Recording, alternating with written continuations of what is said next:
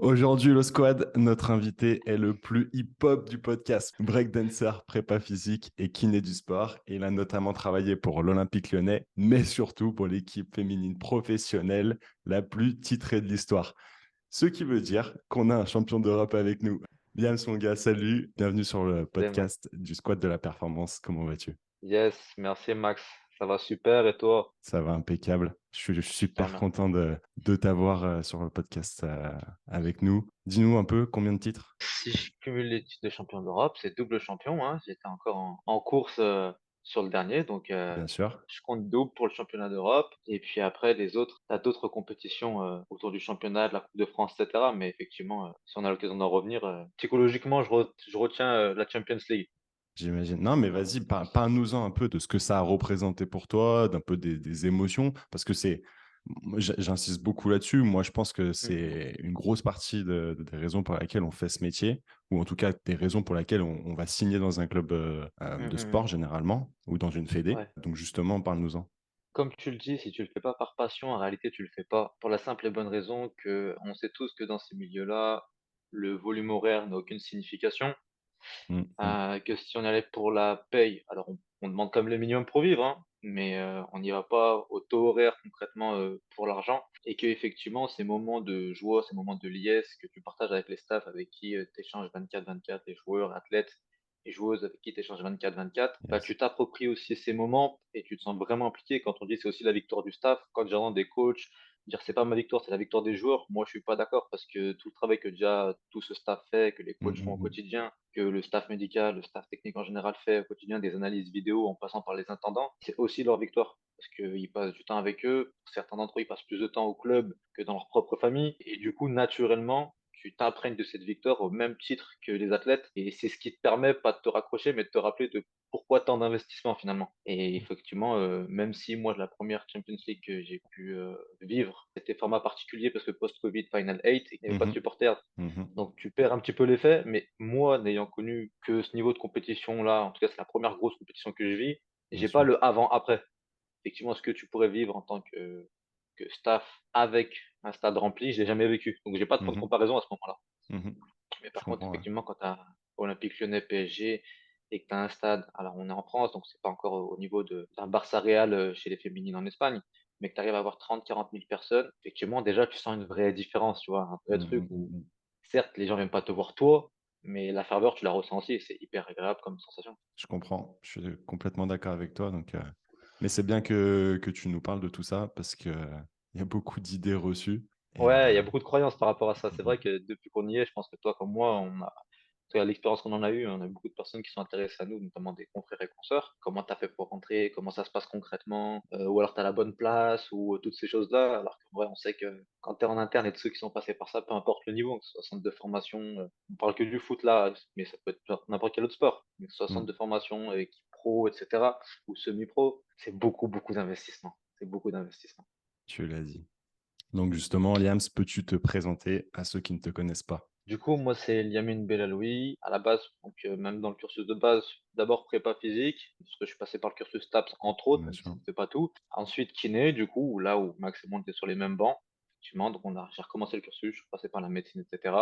Et puis ensuite, de fil en aiguille, différentes formations pour approfondir, compléter, continuer d'apprendre autour de ma pratique. Et je suis principalement passé par le football dans ma pratique et par le breakdance, qui sont mes deux disciplines phares en tant que pratiquant et en tant que soignant, si je peux dire. Et puis effectivement, connexion avec Max beaucoup plus à l'Olympique Lyonnais. Et effectivement, par la suite, en tout cas, tu te rappelles j'ai posé une première anecdote, mais de comment on a su qu'on allait travailler ensemble ou pas? On fait notre première, chacun de notre entretien avec le coordinateur médical de l'Olympique Lyonnais à ce Ouais, moment-là, bien sans sûr. savoir que toi tu le passes et que notre ami Shingo, que je salue, le passait aussi. Et je sais Exactement. plus si c'est toi ou Shingo qui m'écrit sur un des Je réseaux crois que c'est en Shingo. me disant: «C'est Shingo, hein?»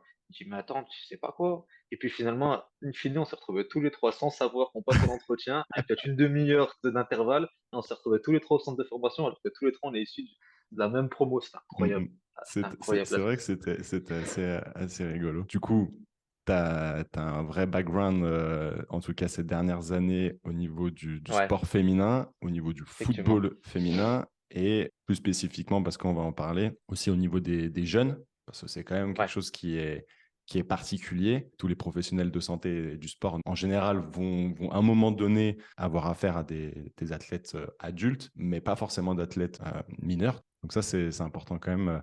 On va bien sûr en discuter.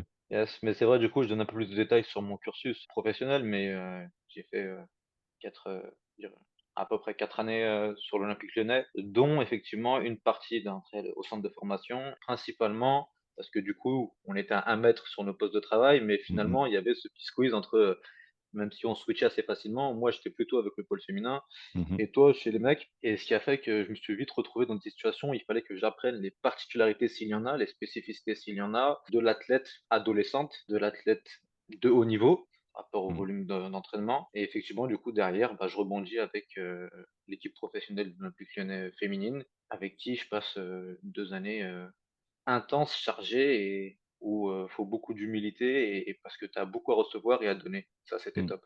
Donc ouais, effectivement. Exactement. Bon, voilà mon cursus, sur ces 4 5 dernières années, entre guillemets, beaucoup avec le foot, beaucoup avec les filles.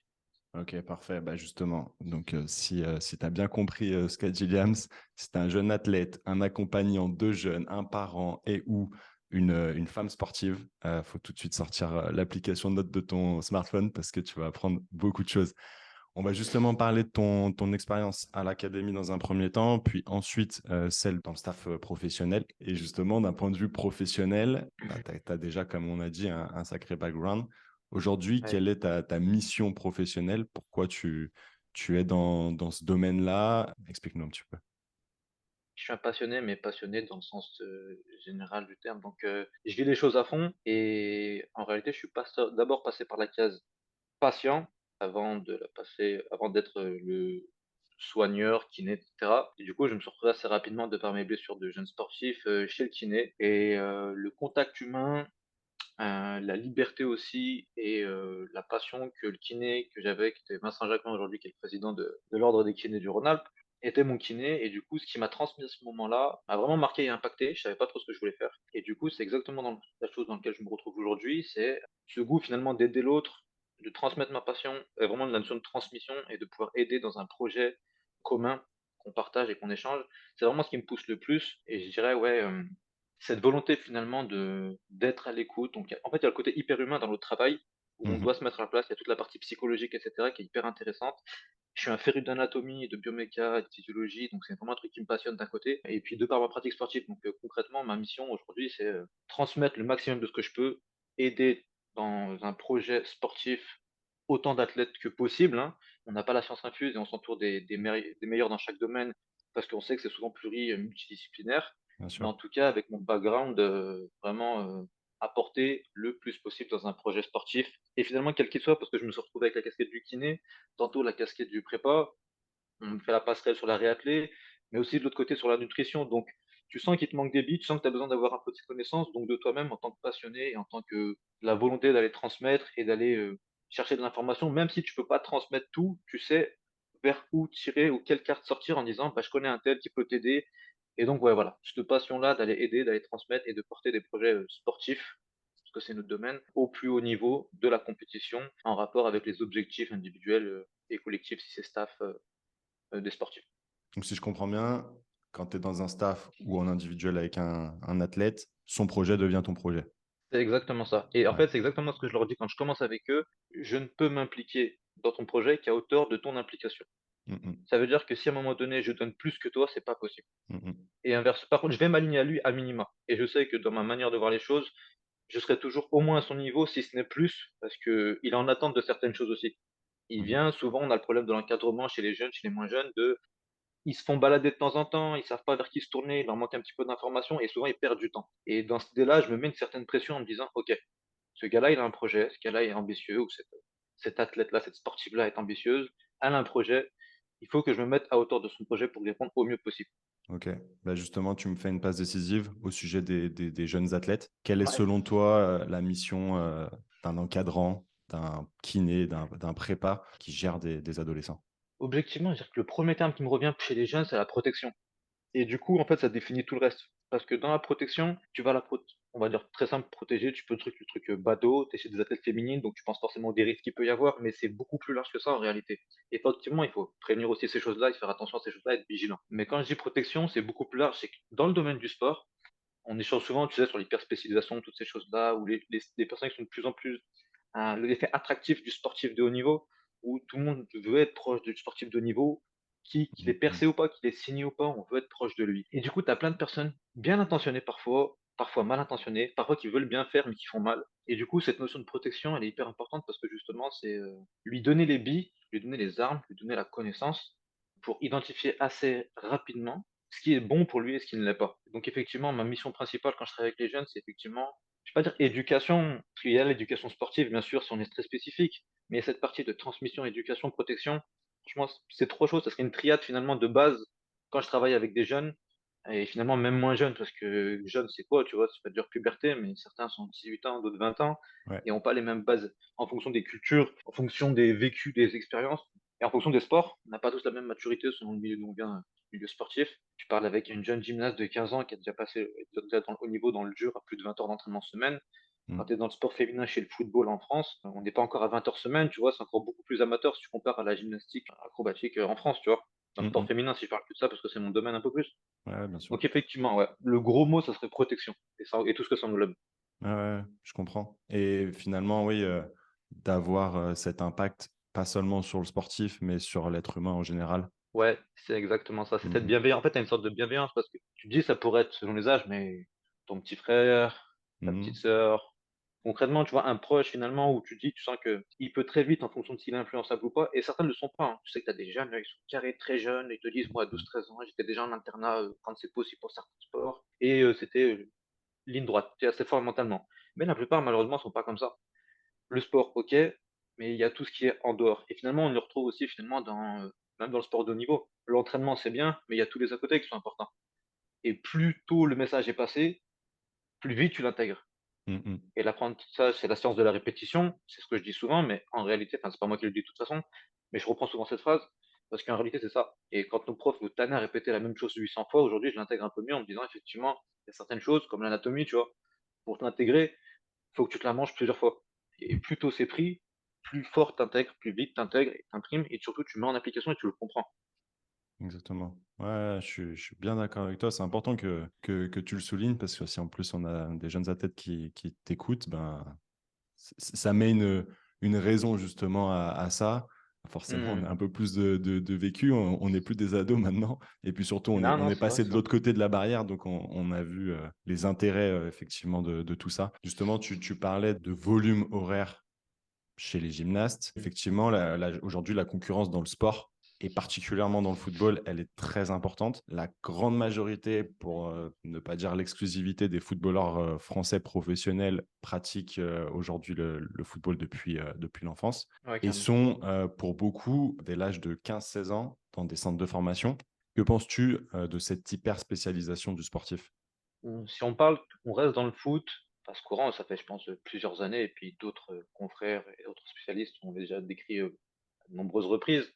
On veut très vite que notre, petit, U11, U12 soit un tireur de coups francs et on se pose plus la question finalement de: «Est-ce que le gamin en termes d'aptitude motrice, de développement psychomoteur, je sais pas, je vais dire tout bête, mais est-ce qu'il sait courir?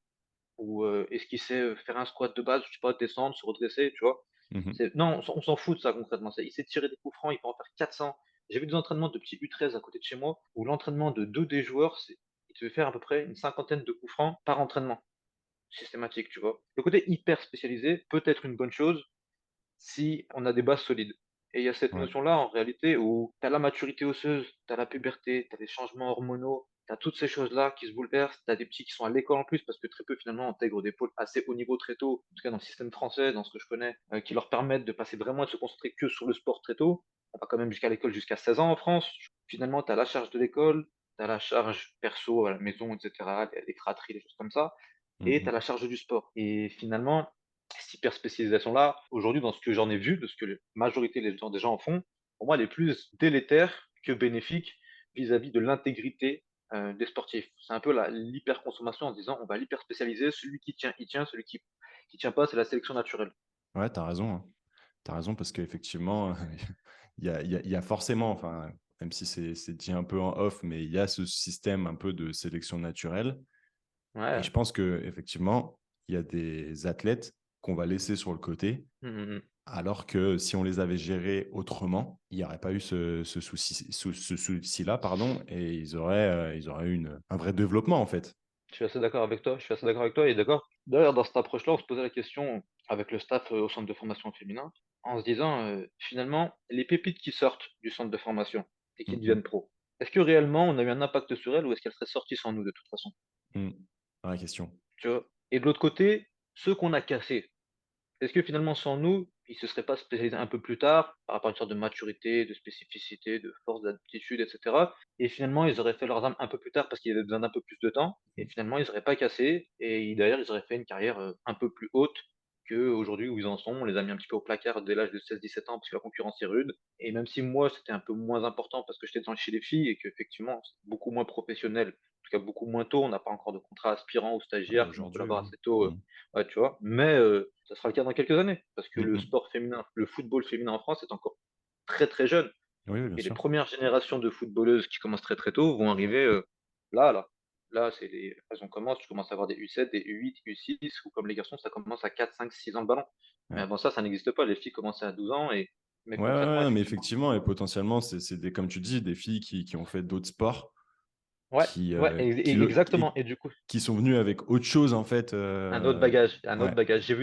J'ai vu, je pourrais en citer qu'une seule et elle m'en voudra pas, mais Naïli, Nied, qui vient pas du tout du foot et elle a signé, suite à une détection, mais genre elle a signé.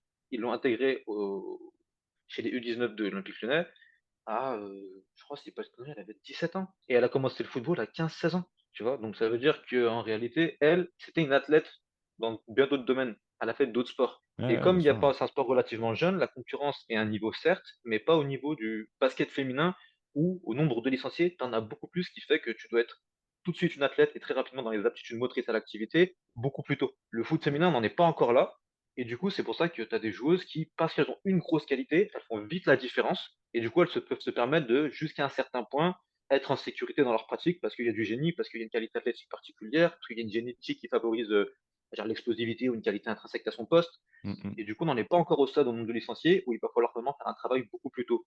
Donc du coup, on a encore un temps de décalage par rapport aux hommes, un temps de décalage par rapport aux autres sports féminins où tu vois les basketteuses que moi j'ai pu avoir en cabinet quand j'ai fait un peu de libéral, 11, 12 ans, les jeunes basketteuses qui sont dans certains clubs comme l'Asvel, etc.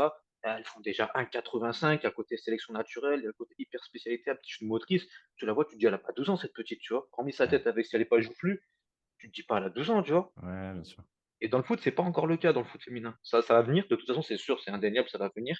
Mais du coup, effectivement, ce côté, centre de formation, ce qu'on leur apporte, l'hyper spécialisation et cetera, ouais, avec des pincettes et en tout cas, il faut que ça soit fait avec beaucoup, beaucoup d'intelligence. Mmh mh et surtout, nous, enfin, l'impact qui a été, chez nous, c'est les pathologies de croissance, en fait. Exactement, c'est ce que je dis, c'est que je travaille là en ce moment avec, 2 jeunes des footballeurs, pareil, qui ont, 12-13 ans et on sait que c'est les pics, c'est les moments où ça tire et cetera. Tu sais, Mmh là, mh mh. le moment où on parlait quand il parle de 2 à 3 entraînements, 3 à 4 entraînements, qu'en même temps il a un pic de puberté, mais qu'entre temps il a eu 2 mois de pause, où finalement, bah, tu as tous les, noyaux d'ossification qui font leur travail en mode: «Bon, bah, c'est maintenant les gars, il y a moins de contraintes, on peut Mmh commencer à mh. pousser un petit peu». Mmh mh mh. Effectivement, de Sever à 9-10 ans, 9-11 ans à les osteochondroses de Cindy Larsson et Schletter. Puis derrière, tu remontes un peu plus haut sur, au niveau, des osteochondroses de croissance, sur les os du bassin. Ça tire dans tous les sens. Effectivement, cette hyper spécialisation-là fait qu'à un moment donné, moi, les programmes que je leur donne à ces petits-là, pour recentrer, c'est des choses très basiques pour prévenir ces choses-là. Donc en fait, avec des équations de travail et cetera par rapport au pic de puberté, avec les biais qu'on connaît à ça, Mmh mais en mh. tout cas, bah, je sais qu'il est passé de 3 à 4 entraînements et ben, je veux systématiquement que, soit sur les jours off, soit dans tes échauffements avant d'aller à l'entraînement, sauf si l'école te le permet pas par rapport au trajet, tu intègres 10-15 minutes de travail sur les fondamentaux, les basiques, sur, une posture de squat en isométrique, un travail de fente bien qualitatif, une posture de travail neurodynamique en post-entraînement sur la chaîne postérieure à droite et à gauche. Des choses vraiment je donne des détails techniques, mais je pense qu'en réalité, c'est assez simple dans la compréhension, derrière. Effectivement, il faut aller chercher, à rappeler à l'essentiel parce qu'à un moment donné, le corps, si tu tires trop entre la puberté, le pic de croissance, les ostéochondroses de croissance, j'ai pas de revue d'épidémios et cetera, mais je suis sûr que ça a dû exploser avec l'hyperspécialisation.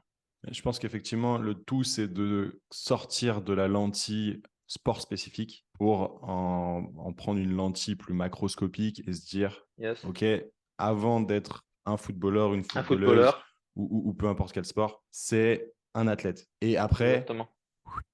c'est un adolescent. Et après, un être humain avec toutes ses spécificités. Et comme tu l'as très bien dit, avec toutes les contraintes que ça peut, qui peuvent avoir, comme ouais, toute la vie perso, en fait, hein. Finalement, la partie sportive, elle est vraiment plus ou moins minime, j'allais dire, mais il y a vraiment voilà, tout un tout. On ne traite pas et on ne gère pas que l'aspect sportif, finalement. Je te rejoins, je prends juste pareil, une anecdote de je parlais avec une Australienne, Ellie Carpenter pour la citer, Mhm. et elle me disait qu'elle, Australie, culture du sport, poussée à fond, mais culture d'être un athlète. Ouais, Donc avant d'être hyper spécialisé, c'est culture d'être un athlète. exact. Tout le monde fait du sport. Pour Noël, ils font des jeux en famille, c'est des jeux sportifs, ils sont pas allongés avec une dinde de Noël et cetera, ce que tu veux, tu vois? C'est Ok. vraiment le lendemain de Noël, ils font du sport en famille, c'est vraiment culturel et elle me disait: «Moi, j'ai eu la possibilité de faire pro dans 3 sports différents». Gymnastique, elle aurait pu faire pro, en tout cas intégrer des pôles de haut niveau, football et athlétisme. Donc ça définit exactement, c'est le meilleur exemple, enfin ça illustre très bien ce que tu viens de dire, Ouais. c'est que la politique qu'elle a vécue en tout cas, c'est: «Deviens une athlète et après tu te spécialiseras, tu auras le temps». Mais ça n'existe pas en France. Je suis d'accord. Objectivement, en tout Et cas dans moi ce que j'ai connu, ouais. ouais, ouais, et ça pose question parce que ben, on n'a pas forcément de meilleurs résultats sportifs d'un point de vue global que les autres nations, hein. Effectivement, du coup, par rapport à ce que tu dis, je pense que les athlètes étrangers, ben, effectivement, d'un point de vue global, touchent à d'autres sports. Et ça, je pense que c'est Mmh. important de le signaler et de se Ouais. questionner là-dessus. C'est une richesse, je te jure que c'est une richesse. Ouais. J'ai un parent qui m'appelait là pour faire un bilan avec son fils. Il m'a demandé, il m'a dit: «Oui, je pense que mon fils, il a 11 ans. Il a des problèmes de coordination au foot et cetera, il est défenseur central et cetera». OK, donc déjà un poste, déjà une activité, déjà un poste, 11 ans, OK, d'accord. Est-ce qu'il a fait d'autres sports, votre fils? Non. Depuis quand il joue au foot? Depuis l'âge de 5 ans. Ah, Ouais, ouais. effectivement, on va le brider dans des habiletés motrices où il vient à peine d'apprendre à courir s'il a appris à courir et on va l'hyper spécialiser déjà de 5 ans à 11 ans, il a fait que du foot. Ouais. Je vais caricaturer l'activité, on est bien d'accord, mais un seul plan de mouvement, une seule prise d'information, une coordination, en fonction de ton poste et de ce qu'on te demande, si tu as des aptitudes et que tu as un coach qui te remarque un petit peu, Mm, qui va mm, aller te chercher dans d'autres aptitudes motrices, ça va être intéressant ou pas, finalement, tu peux passer dans la masse des années et finalement rien faire. mm, Et je mm. dis concrètement, on peut pas. Ça sert à rien qu'on travaille ensemble. Et je dis moi concrètement, oui, je peux gagner mon beurre à vous prendre de l'argent par séance parce que je fais du one-one. C'est bien pour mon compte en banque. Mais concrètement, c'est pas éthique ce que je ferais. Mm, mm. Inscrivez votre fils à l'athlétisme, niveau coordination, habileté motrice, il aura tout à gagner. Ou dans un autre sport, mais Exactement. Ouais. effectivement, ça sert à rien. Je dis effectivement, si je travaillais sous forme de stage avec des enfants sur plusieurs, et cetera, mais faire un one-one face-face avec un jeune de 11 ans pour qu'il vienne, qu'on travaille 20-25 minutes en termes de concentration et d'énergie que je vais lui demander, etc., c'est pas pertinent. Autant qu'il passe par un groupe d'athlétisme où ils sont super, par exemple, dans la pédagogie, d'enseignement, dans les aptitudes motrices, dans les habiletés motrices, etc. Et la coordination, il va la bosser, dans bien des aspects et sur un moyen long terme. Ça va pas se Mm. régler en une semaine, là, tout de suite, je veux qu'on puisse acquérir de la coordination neuromotrice en, 5 séances avec toi. Non, non, ce n'est pas possible. Et puis, comme tu dis, il y a l'aspect concentration qui Ouais, est ouais, très hyper clairement. importante chez un jeune. Et je pense que Oui, très clairement. de varier les stimuli va faire que déjà, d'une part, il va profiter de ces différents stimuli, mais aussi, va falloir qu'il soit concentré, quoi. C'est exactement ça. Et puis de toute façon, à un moment donné, la pensée commune que j'ai l'impression, en tout cas, dans les patients clients avec qui je parle, ils ont l'impression que leurs enfants, pour les parents en tout cas qui me parlent, va perdre du temps. Il va perdre du temps s'il fait pas 5 entraînements de foot par semaine plutôt que 2 et 2 entraînements d'une autre aptitude, motrice, que ce soit gymnastique, course, même je veux dire tir à l'arc si tu veux pour la coordination œil-mouvement, tu vois? Mhm, mhm, mhm. Va chercher ce que tu veux, mais faut qu'ici, il prenne plaisir le petit, tu vois? Il a 10, 11, 12, 13, 14, l'école, le sport, OK, mais si tu as derrière qui pousse, il pousse, il pousse, entre blessures qui peuvent un petit peu freiner sur la motivation à l'activité, entre parfois un entourage un peu trop pesant, entre si je parle du foot et des jeunes, le côté agent qui vient de plus en plus tôt. Comme je te disais, protection des petits, plaisir, c'est important et c'est nous, les garde-fous un petit peu de ces choses-là, quand on peut être là. En même temps, nous, chacun voit la pratique de son œil, donc le médecin le verra avec un œil de médecin, le kiné avec un œil de kiné. Mais c'est vrai qu'on a souvent cette casquette, en tout cas, j'aime bien nous la donner, nous la garder à nous les kinés, on est très proche des joueurs ou des athlètes en général, et du coup, on arrive souvent à avoir plus d'informations que la plupart des personnes ont. Exactement. Du coup, on va Ok. parler un peu prépa Ouais. physique et musculation. J'aimerais que tu nous dises à quel âge penses-tu qu'il faudrait débuter cette préparation physique et cette musculation et surtout comment? Si au prépa physique, tu entends le terme d'éducation au mouvement, je te dirais ça commence dès le berceau, hein, pas se mentir. Je te dirais, tu vois, si je devais exagérer, ça serait ça, mais Ouais, concrètement, l'éducation au mouvement, elle se fait dès le plus jeune âge. Ça va contre le courant de l'hyperspécialisation dont on parlait. Je dis souvent, quand je parle avec des parents, quand on parle d'éducation au sport, etc., ou de nutrition, ou ce que tu veux, c'est vraiment 4 à 10 ans, faites passer votre enfant par plein d'aptitudes motrices différentes. mm, Et pour moi, c'est déjà de la prépa physique. Donc finalement, si je devais maintenant être un peu plus spé, mais je dirais effectivement le plus tôt est le mieux. Comment? À cet âge-là, par forme de jeu, tu vois? Faut que ça passe par le parce que dans la pédagogie, c'est clairement, on parlait de temps de concentration, mais effectivement, si je prends un petit de 10 ans et que je lui demande de faire une séance de prépa comme nous on l'entend traditionnellement ouais, avec un ado, préadulte, un jeune adulte, et cetera, ça fonctionnera pas. Moi, je suis sorti de ma zone de confort parce que j'ai dû m'occuper d'un jeune de 10 ans, dont je m'occupe toujours, sur de la MotoGP, de la mini MotoGP. Donc ok, il a fait champion de France, il a performé, il est hyper content, et cetera.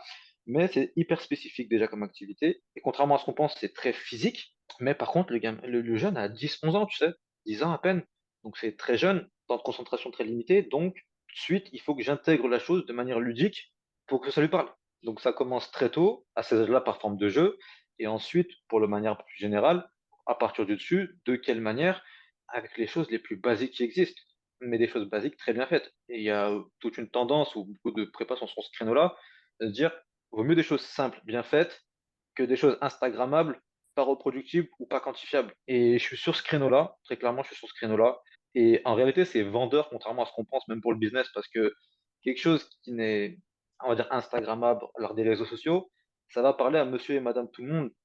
Mais pour l'athlète compétiteur qui a une certaine expérience, il sait que ce que tu es en train de faire, c'est quali de fou mm, mm, mm, mm. et que c'est pertinent ce que tu es en train de proposer. Donc effectivement, quand je travaille avec certaines personnes qui ont déjà des staffs, des fois, tu sais, ils sont déjà dans des préparations physiques hyper spécifiques. Tu vois, moi, je travaille avec deux, trois athlètes dans le handball qui ont déjà leur staff. Et du coup, quand je viens avec eux, il faut que je leur apporte quelque chose qu'ils n'ont pas. Exactement. Et il n'y a rien de plus facile finalement pour moi parce que j'ai juste à reprendre des basiques et à bosser sur ces basiques. Donc effectivement, je te dirais comment, en travaillant les fondamentaux, dans les postures, dans la gestuelle, parce que les gens vont me dire c'est quoi les basiques, mais concrètement, ça va être bah, pour quelqu'un qui, dans son sport où il a besoin de courir, finalement, est-ce que ta technique de course, elle est safe pour toi? Et est-ce qu'elle est efficiente? Savoir courir, c'est un travail. S'il y a un sport dédié à ça, c'est qu'il y a un travail derrière à faire. Tu vois, et plus tôt Exactement. c'est fait, mieux c'est. Pareil pour tout ce qui est renforcement musculaire, les patterns de mouvement, quels qu'ils soient. Le mythe de la musculation, ça diminue la croissance, c'est contre-productif, etc. Et il y a les études qui ont été faites sur le fait que ça diminue la croissance, etc. C'est sur des gymnastes qui font plus de 30 heures d'entraînement par semaine. Il faudrait revoir l'étude, il n'y en a pas beaucoup, et c'est plus de 30 heures par semaine chez des femmes, des jeunes athlètes, parce que j'en disais il n'y a pas longtemps, qui ont entre 10 et 15 ans. Aujourd'hui, va faire 30 heures d'une activité sportive, même si tu prends de la prépa, que de la prépa physique, personne ne le fait. Donc forcément, tu vas que dans le sens de ça favorise la minéralisation osseuse, ça favorise le développement, ça favorise la performance, ça prévient les blessures. Donc effectivement, grand pattern de mouvement pour la musculation fonctionnelle, du squat, du soulevé de terre, à travers du jeu pour les jeunes, des éducatifs, de la technique de course. On construit des athlètes, tranquille. Ouais. Ah ouais, mais c'est important parce qu'effectivement, on l'a très bien vu, nous, quand on C'est travaillait vrai, avec les jeunes à l'académie. Un squat, c'est pas toujours bien fait. Un soulevé de c'est terre, vrai. c'est souvent inexistant. Et pourtant, c'est la base. C'est vrai, mais c'est vrai ce que tu dis, et c'est aussi pas alarmant que ça, mais c'est la réalité en tout cas du terrain. C'est la réalité du terrain parce qu'effectivement, entre pic de puberté, spécialisation dans le schéma moteur dû à l'activité, éducation à finalement le sens du mouvement, certains appelleront ça stretching, yoga, pilates, ce que tu veux, mobilité, ce que tu veux, mais ça c'est très peu aussi. Et ça va dans le sens de ce que tu dis, soulever de terre, squat, même, je veux dire, tout con, si on joue côté provocateur, même une pompe tous les jeunes C'est- qu'on a vus, on les a corrigés. Ah, carrément. Ah oui, oui. Tu vois? Ils vont dire, ouais, je peux faire 50 pompes. Ah ouais, vas-y, montre-moi. Non, non, Mm, non, mm, pas mm. comme ça. Tu vois? Parce que là, tu vas juste te faire mal. Oui, tu les auras faites, très bien, mais ça ne te servira pas en tant que tel. Ouais, non, mais c'est comme tu dis, paume, traction, tout ça, c'est des mouvements de base qui sont pas assimilés et Ouais, bien c'est sûr. notre job. Et ce que tu disais, finalement, quand plus tôt c'est fait, mieux c'est. Mm, Parce mm. que la plasticité cérébrale veut que tu puisses changer les choses, mais plus tu t'y prends tard, plus va falloir déconstruire et aller chercher d'autres choses et aller chercher ça va prendre peut-être un peu plus de temps, pas systématique, mais va déconstruire. Je sais pas, je prends les athlètes ou les gens qu'on avait déjà nous à 15, 16 ans, qui couraient et entre le genou à l'intérieur, le genou à l'extérieur, la coordination des bras, toutes ces choses dont on peut discuter, le fait qu'il y ait pas de gainage postural dans la course et cetera. À côté de ça, il fait son match, hein. Il va faire peut-être le meilleur match et on va retenir la Mmh, performance mmh, mmh. du, attaquant, du 9 ou du 10 qui a fait une passe D, qui a marqué, on va retenir que ça. Mais toi, avec ton œil de prépa, tu te dis: «Ouais les gars, c'est borderline quand même, hein, c'est chaud». Parce que le gars, il marque, mais vous avez vu comment il court? C'est l'œil du prépa, tu vois? Et c'est vrai que c'est hyper important de le cibler et en tout cas, d'aller chercher ces choses-là. Maintenant, est-ce qu'on a les possibilités, l'éducation et pour certains la volonté d'aller chercher ces choses-là, tu vois? Justement, c'est vrai qu'on nous pose souvent la question quand même sur, l'aspect récupération, même, Ouais. très jeune, hein, il y a des athlètes qui nous posent la question. Il y a beaucoup de mythes autour de tout ça. Nous, Mmh mh. clairement, ce dont on va leur parler, c'est de la nutrition et du sommeil. À quel Ouais. âge, selon toi, faut-il aborder ces sujets-là? Tu as l'impression que dans notre éducation, je parle l'éducation française autour de la nutrition, du sommeil, de l'hydratation, ça nous parle que tardivement, trop tardivement. Ouais. On comprend soit quand on s'est blessé, soit qu'on a un certain degré de maturité, soit quand des pontes de notre discipline nous ont expliqué. Et effectivement, si tu prends juste, des pays comme, je parle de Costa Rica, qui sont pas des exemples dans le sport, hein, mais juste dans l'éducation qu'il y a autour de la nutrition, en France, il y a rien qui est fait. Mmh. En France, d'un point de vue en fait, pour moi, c'est un problème de santé publique. Mmh. Tu vois? Autour de la nutrition. Le sommeil, pour moi, c'est la même chose, puisque ça implique les dettes de sommeil, le manque de sommeil, le stress, comment s'endormir, l'impact des écrans et des lumières bleues. En fait, pour moi, c'est le rôle je veux dire, typiquement, c'est le rôle des parents. Mais pour que les parents le fassent, au départ, il faut que les parents soient informés. Donc, mais pour qu'ils soient informés, faut qu'ainsi de suite, ça te fait une chaîne et finalement, tu sais que ça se passe où en réalité? Ça doit se passer à l'école. Complètement. Pour moi, ça doit se passer à l'école et pour moi, l'éducation civique d'aujourd'hui, c'est l'éducation à la nutrition, à l'hydratation, au sommeil, tu Mmh vois? mh. Les cours qu'on nous a fait sauter sur, il y a combien de membres au Sénat, au Parlement, ouais d'accord. Est-ce que ça va me servir tout de suite? Non. Par contre, quoi manger et comment faire mes courses, ouais, ça peut me servir ça. C'est mon point de vue, tu vois? Je suis un peu punchy sur ça parce que je trouve que vraiment il y a rien qui est fait. L'école publique, c'est a ses limites et même l'école privée, tu as pas de cours sur ça. Ah non, Alors non. qu'en vrai, alors que le truc le plus présent sur Instagram, c'est du sport et de la nutrition et des Ouais. chats, tu vois? Donc heu effectivement, ouais, pour moi, il y a tout à revoir, mais il y a rien qui bougera tant que les mentalités bougent pas. Donc ça doit d'abord partir de chacun, tu vois? Mmh. Moi, mon fils, mes propres membres de la famille rigolent parce que mon fils de 5 ans, son goûter, c'est des amandes, des noix et des dattes, tu vois? En gros, ils me disent: «Mais le pauvre!» Je dis: «Mais c'est vous les pauvres!» Mmh. Tu vois? Exactement. C'est l'addiction au sucre est plus forte que l'addiction à la cocaïne. Pose-toi des Ouais. questions. Complètement, mais tu as raison, pose-toi des questions. Encore une fois, si on prend la lunette, macroscopique, il y a un impact en fait, au-delà du sport en fait, hein, qui est Bah, tellement bien sûr, important, que ce soit au niveau, des comorbidités, des pathologies, en veux-tu, en voilà et eh oui, et les caisses de la sécurité sociale s'en porteront mieux en plus de ça. bien sûr. Ouais, bien sûr, Donc mais c'est exactement ça on prendrait le truc à la racine en fait. et pour moi, c'est ça de toute façon, parce que Mmh tant qu'on mh. le prend pas à la racine, on sera toujours en décalage et je l'ai vu juste avec les athlètes de haut niveau que j'ai pu suivre à l'Olympique Lyonnais, où tu as des athlètes de haut niveau. Je leur enlève pas ça, elles ont performé, elles ont prouvé, elles ont gagné, j'enlève pas ça. Mais tu prends à même âge, l'éducation qu'il y a autour de ces principes-là et les choses qui sont mises en place d'elles-mêmes sans qu'on leur donne l'information, d'accord? Parce qu'elles peuvent les 2 sont à l'écoute de la même manière, Mmh mh. mais les bases qu'elles ont, il y en a une, tu sens que c'est ancré depuis au moins une dizaine d'années et l'autre, tu as l'impression que c'est la deuxième fois qu'on lui en parle. Donc typiquement, quand tu lui dis: «Bah, qu'est-ce que tu prends après l'entraînement?» «Bah, rien». «Qu'est-ce que tu prends avant l'entraînement?» «Bah, rien». «Qu'est-ce que tu prends, je sais pas, c'est quoi ta routine pour t'endormir?» «Bah, rien». «Tu fais des siestes?» «Pourquoi faire?» On parle de sportifs de haut niveau qui sont censés être la partie de la population la plus formée sur ces informations. Et je dis pas que tout le monde est comme ça parce qu'encore une fois, c'est sport dépendant et cetera. Et de manière générale, je trouve qu'effectivement, dans le sport français, dans ce que j'ai connu, et toujours encore une fois modestement parce qu'il y a des pontes qui parlent à notre place et qui vraiment, eux, ont beaucoup plus d'expérience que moi. Je le constate juste avec, quelques années d'expérience dans le domaine, tu vois? J'ai, depuis 2017 donc, ouais 6, 7 ans à mon actif. Et effectivement, moi, je me forme en autodidacte autour de la nutrition. Il y a tout ce qu'il faut. Pour qui s'intéresse à ça, il y a tout ce qu'il faut. Encore faut-il comprendre l'importance de ton hydratation, l'importance de ta nutrition sur ta récup, l'importance de ton sommeil. Tu me dis: «Ouais, j'ai acheté un pistolet de massage», c'est bien. C'est bien si tu veux que ce soit bien, Mmh. tu vois? Mais d'accord, mais maintenant, il me dit: «Ouais, j'ai acheté des boîtes de presso». C'est bien. Oui, c'est bien, d'accord, mais quel impact ça a réellement sur ta récupération et je dirais plus large sur ta performance et sur ta prévention de blessures? Pour moi, c'est ça, tu Ouais. vois? Ouais, Pour clairement, moi, ouais. c'est ça. C'est que tu as tellement de choses à faire avant Avant, ouais. que et ensuite tu me parleras de ces choses-là. Tu as des choses plus simples, moins chères, plus efficaces. Pourquoi tu refuses de les prendre? Comme tu dis, c'est peut-être pas assez vendeur, je sais pas. Et puis Non, mais tu as puis raison, ça fait franchement, bien sur les réseaux sociaux hein, aussi. Hein. toi, les personnes avec qui tu discutes, les prépas, les athlètes, etc., est-ce que c'est des choses dans lesquelles ils vont te parler assez rapidement ou est-ce que c'est quelque chose finalement où tu as l'impression que ça passe au deuxième plan, troisième plan? Franchement, c'est variable. Parfois, ça va être une des premières questions. Yes. Parce que je pense que le fait d'avoir un peu cette double casquette fait que les gens se disent, ah, Les gens t'en il parlent doit avoir la directement. Yes. connaissance là-dedans. J'ai dû aussi peut-être en parler, moi, sur les réseaux. Sinon, c'est des choses qui viennent au fur et à mesure. Ouais. De mon retour, j'ai l'impression que, hormis une certaine élite et dans certains sports, tu vois, c'est pas des automatismes. En gros, c'est pas les premières choses qu'ils vont chercher à régler sur leur récupération. Mm, mm. Ou alors, ils vont te dire, ils vont le savoir que c'est hyper important, Ouais. mais la rigueur et la discipline de le faire, c'est une autre histoire. Donc, tout le monde doit prendre sa seule photo du petit déjeuner healthy qu'il aura fait de la semaine ou du mois, Mm, mm. et il va te la republier avec des filtres différents toutes les semaines. Tu vois Exactement. ce que je veux dire? Non, mais t'as exactement.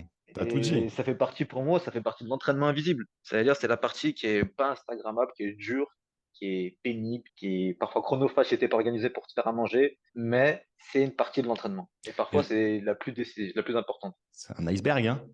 Quand Ouais, tu t'as regardes raison. Ouais, l'iceberg, ouais, c'est c'est la majeur, les partie immergée de l'iceberg. Hein. Ouais, Donc, c'est ouais, carrément. effectivement tout ce que personne ne voit et que tu Hum, peux hum, hum. difficilement mettre en avant, encore que tu peux encore faire ta petite photo, etc. C'est plus facile de montrer ce que tu fais à l'entraînement, ce que tu fais en match et les résultats. Mais la partie de l'intime, on va dire, ben, voilà. Et puis, de mesurer les impacts, c'est plus difficile. Encore qu'aujourd'hui, il y a Ouais. quand même des choses qui nous permettent de les mesurer. Mais voilà, mais c'est peut-être moins parlant, effectivement, pour, on va dire, le commun des mortels. C'est des choses à prendre en compte. Effectivement, tu parlais de nutrition avant, pendant, Hum, après. hum, hum, J'aimerais qu'on parle un peu de cet aspect-là au niveau notamment de la supplémentation, de la créatine, hum. un peu toutes les croyances qui peut y Yes. avoir autour de tout ça. Et puis, Hum, hum. plus largement aussi, l'aspect, parce que tu as travaillé essentiellement, comme on l'a dit, avec des athlètes féminines. Donc, un peu tout Oui. ce rapport au poids, à la psychologie de la nutrition, les TCA, etc. Ah, là, tu plonges dans un gouffre, mon ami. Là, avec cette question, tu plonges dans un gouffre. Parce que tu peux aborder la chose différemment. Effectivement, si tu parles de la jeune athlète, c'est déjà quelque chose d'hyper important. Si tu parles de Ouais. l'athlète qui est en pleine puberté, c'est encore autre chose. Si tu parles de la jeune athlète de haut niveau, c'est encore autre chose. Le rapport au poids, on va dire que moi, avantage qu'il y a, c'est que dans le foot, dans ce que j'ai connu, c'est pas un sport où le poids est un facteur hyper important dans le sens où c'est pas un sport à poids justement, donc il y a pas de Mm, pesée. mm, C'est mm, pas un mm, sport d'esthétisme, donc on va pas regarder ta silhouette comme on peut voir ça dans la danse ou dans la gymnastique. mm, mm. Donc, tu peux en avoir beaucoup moins que dans ces autres sports, quoique, comme c'est pas un sport qui est identifié comme tel, on met beaucoup moins d'attention sur ces points-là. Et c'est là le risque finalement, effectivement, pour pas me perdre dans ce que tu dis, parce que ta question est hyper large finalement, mais si je prends un point déjà, on parle du rapport au poids, je vais pas faire le sexiste ou misogyne, loin de là, mais effectivement, dans moi, mon expérience, le rapport au poids, mais même de manière générale, entre musculation, par exemple, préparation physique et le rapport au poids, tu certaines athlètes féminines qui font le lien encore aujourd'hui et qui n'en démordent pas. Et qui vont te dire, par exemple, la veille de leur performance, si j'ai pas perdu mes 500 grammes et je suis pas, je sais pas, je veux dire 62 kilos et je suis à 62,5, bah, elle va se déshydrater pour être à 62. Parce que Ok. son poids de forme, ouais, tu vois. Et là, pour moi, en gros, quand tu parles avec la psychologue du sport ou la nutritionniste, effectivement, quand tu poses des questions, tu en as qui ont des TCA, des troubles du comportement alimentaire et des rapports malsains à la nutrition. Donc, déjà, sur la nutrition de base, tu as des problématiques énormes à gérer. Alors, pour les mythes des compléments et suppléments, oh, ah, je t'assure, pour faire intégrer la créatine dans un staff pro chez les filles que j'ai connues, il a fallu vraiment discuter avec elles parce que je comprends qu'elles aient besoin de comprendre l'intérêt que ça a, pourquoi elles en prenaient pas avant finalement si maintenant on leur pose, quel impact ça a, et tout de suite la question des effets indésirables. Mm. Ça risque quoi? Tu vois, on ne va pas d'abord demander à quoi ça sert. On va direct demander c'est quoi les effets indésirables. Ouais. Et du coup, il a fallu casser des croyances sur les histoires de rétention d'eau, les histoires de problèmes digestifs, les histoires de devenir comme un homme. Ouais, tu vois, c'est le côté je veux pas avoir des muscles hyper saillants, etc. alors qu'on était sur des cures, vraiment basses, tu vois? On n'est pas dans la culture anglo-saxonne et tout, tu vois? C'était plus, aider à la récup, aider à la répétition de l'effort explosif pour la créate, parce que je parle de la créate en l'occurrence là. Bien Mais il sûr. a fallu faire, je crois, 3-4 interventions pour que ça rentre dans le process. Il a fallu limite imposer et tous les matins, j'étais avec mes petites caissettes de créate pour m'assurer, numéroter quelle joueuse a pris, quelle joueuse n'a pas pris. Ou donc vraiment, j'étais au marquage à la culotte pour savoir qui a pris, qui a pas pris et je faisais un retour toutes les semaines. Elle l'a pris 3 fois, elle l'a pris 8 fois, elle l'a pris 5 fois, et cetera et quand, à un moment donné, elle était plus observante, petite réunion avec la nutritionniste et le doc et on discute et cetera et des fois, tu en as qui te disent: «Bah, je sens que je suis moins performante depuis que j'en ai pris» ou d'autres qui vont te dire tu vois? Donc on est vraiment dans ce process où, à un moment donné, le psychologique prend le dessus Ouais. et à un moment donné, bah, tu as faut rester humble et effectivement que tu sais l'impact du psychologique sur la performance. Donc si elle te dit: «Moi, je me sens moins bien sur le terrain après 2 semaines de traitement, j'ai essayé», tu vois? Alors que tu sais que c'est une phase de charge, ça vient progressivement et tu sais toutes ces choses-là Mmh. théoriques finalement Bien et la sûr. science qu'elle te dit et ce qui a été prouvé, si tu veux. Mais si elle, en tant qu'athlète de haut niveau, elle te dit: «Moi, ça me convient pas, soit ça me fait des ballonnements» et ça peut être vrai, donc tu vas changer la créate, mais tu vas lui en proposer une autre et elle va te dire: «Bah, moi, je me sens moins performant sur le terrain», bah, faut rester humble. Il y a Mmh mh. certains moments où tu peux donner toutes les justifications, mais sur ce côté-là, faut rester aussi à l'écoute de l'athlète et souvent l'athlète se connaît mieux que la personne qui n'est pas Ouais, athlète, quoi. Donc, complètement, faut rester humble par complètement. rapport à ça. Mmh mh. Par contre, de l'autre côté, effectivement, il faut mettre tout en œuvre pour casser les croyances. Parce que quand tu vas instaurer des nouvelles choses, surtout sur des athlètes de haut niveau, certains âges qui ont déjà prouvé plein de choses, il faut y aller pas avec des pincettes, mais avec une vraie pédagogie et surtout une vraie, il faut que tu sois persuadé, il faut que tu vendes le truc, tu vois? Il faut que tu expliques vraiment les bienfaits que ça peut leur apporter, qui est, je veux dire, le game changer pour pas faire de pub, un documentaire qui nous a fait beaucoup de mal. Parce qu'à Ouais. partir de là, tu vois? Mais vraiment, parce qu'en Et réalité, oui, nous, tu as raison. on s'est retrouvé avec des athlètes où derrière, c'est le chef cuistot qui nous dit: «Les gars, il y a un problème. Vos athlètes ne mangent plus ni viande ni poisson». Oh!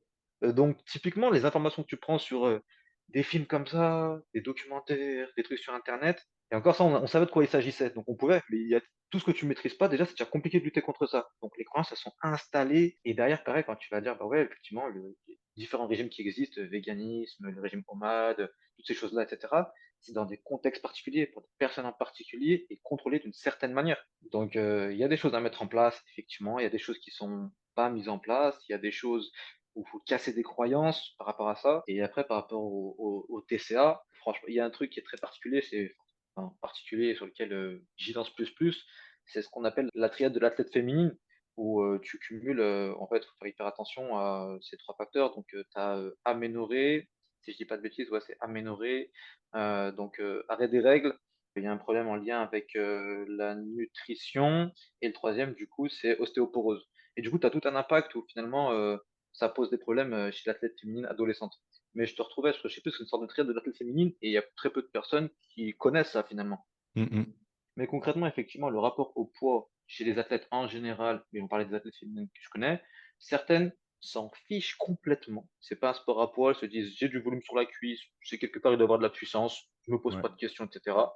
ouais, D'autres derrière sont en sous-nutrition par rapport au nombre d'entraînements qu'elles ont.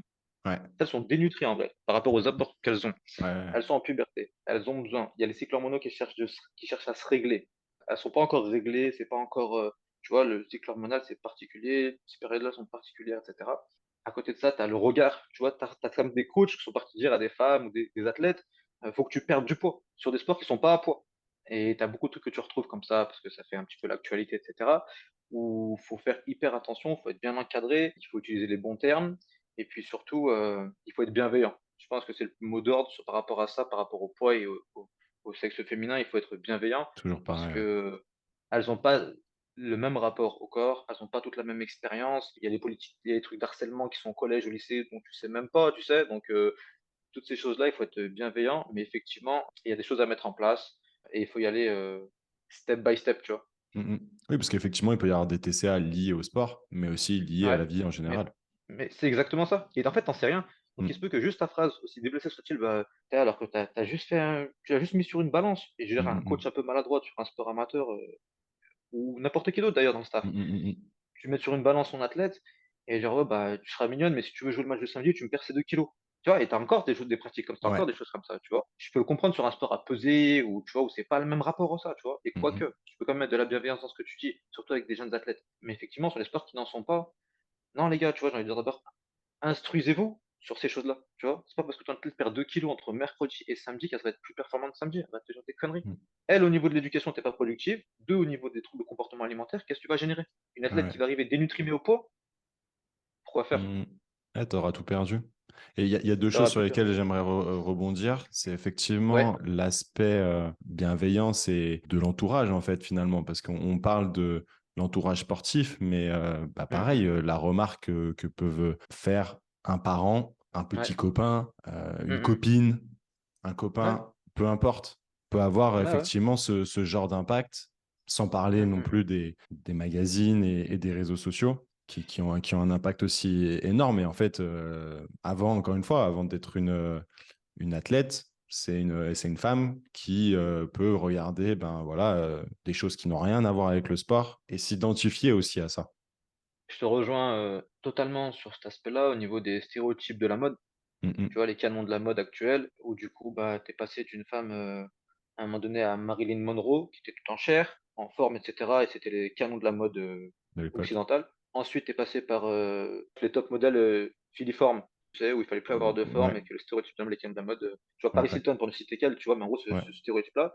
Ensuite, t'as les sœurs Kardashian qui ont débarqué, et ouais, ça évolue. Donc, dis-toi que t'as des athlètes t'as ou raison. des filles de toute façon qui passent déjà d'abord, elles passent par ça déjà dans leur vie privée Ouais. par le regard de l'autre, par le regard effectivement de leur frère, de leur sœur, de leur mère, de leur père, parfois de la famille proche. Ensuite, de l'école. L'école, c'est hyper violent. Tu vois, le collège, c'est hyper dur pour tout un chacun. Tu vois, le collège, c'est Mm, hyper dur pour ces athlètes.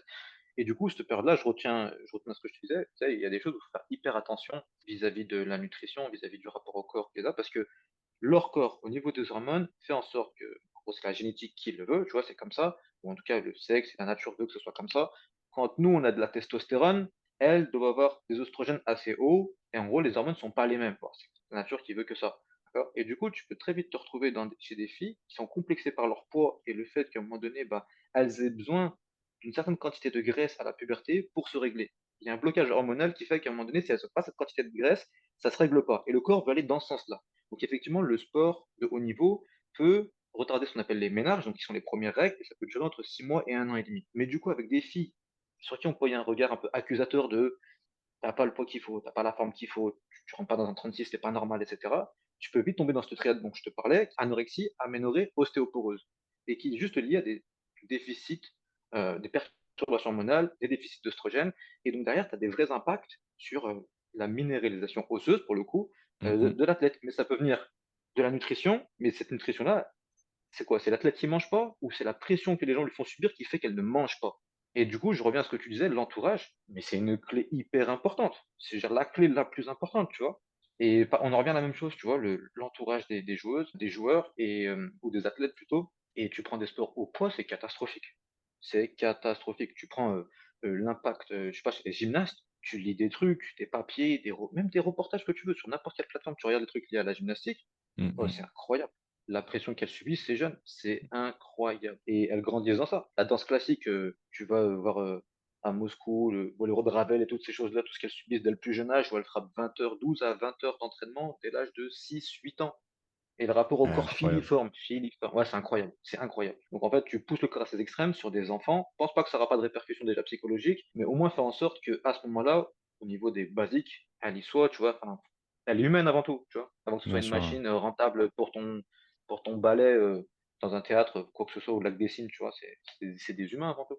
Mm. Et parfois les gens l'oublient ça en mode, c'est des athlètes avant tout. Non, mais c'est important d'être effectivement très vigilant par rapport à tout ça. J'aimerais Absolument. qu'on évoque la musculation chez les filles, chez les femmes plus Yes. généralement, et les Mm, mm, croyances mm. qu'il y a autour de tout ça. La nouvelle génération est plus ouverte en tout cas et beaucoup plus demandeuse, a plus accès à l'information, à la connaissance et connaît l'impact positif que ça a. Je sais pas si c'est l'ère des réseaux qui fait que ça aide, mais en tout cas la nouvelle génération, on va pas dire elle est demandeuse, pas jusque-là, mais elle sait l'intérêt que ça peut avoir, sans comprendre les mécanismes et les rouages. Maintenant, effectivement, c'est pareil, c'est le rapport au corps, on parlait du regard des gens, elles vont être beaucoup plus enclins à travailler un hip thrust, un deadlift, que tu vas lui dire, allez, va travailler gainage postural, développé militaire, bench press, ce que tu veux. Là, tout de suite, c'est plus réticent. Je veux pas d'épaule, je veux pas de ça, je veux pas de ça. Donc déjà, il y a le rapport à l'esthétisme Mm, où mm, là, mm, il faut mm, que, mm. contrairement aux gars où effectivement, c'est la culture de la vie, ça va dans le sens de la virilité, si je Ouais, prends un peu les stéréotypes, plus j'ai de masse musculaire, mieux je me porte, etc. Ensuite, dans la musculation, si je parle un peu hormonal, tu vois, tu as le retard, moins de testostérone, effectivement, donc forcément, tu as déjà un retard. Tu as une certaine laxité ligamentaire, tu as le seul os qui est genré du corps humain, c'est le bassin, donc, tu as toutes ces choses-là qui font qu'effectivement, elles-mêmes, elles ont un rapport qui est plus secondaire au rapport à la musculation. Et elles, derrière, quand tu dois casser des croyances, c'est les convaincre que, par exemple, elles vont être plus explosives. Par exemple, elles vont être plus endurantes. Elles vont moins se blesser. Donc finalement, sur ces jeux-là, c'est pas très différent des gars. Mais Ouais, les gars vont le faire plus instinctivement, d'abord pour l'esthétisme. Ça sera pas ouais, pour la bonne raison, ouais, mais ouais. ils auront plus tendance à le faire de toute façon. Et elle, du coup, tu te bats contre les deux. Tu te bats et contre l'esthétisme et contre les croyances. Ce qui fait que quand tu rapportes ça au poids en plus, parce qu'elle pense que forcément, dès que tu fais de la musculation, tu prends du poids, Ouais. tu te retrouves pareil dans ce cercle où tu dois casser élément par élément, élément par élément, élément, et les amener progressivement. D'abord, il faut que ça fasse ses preuves.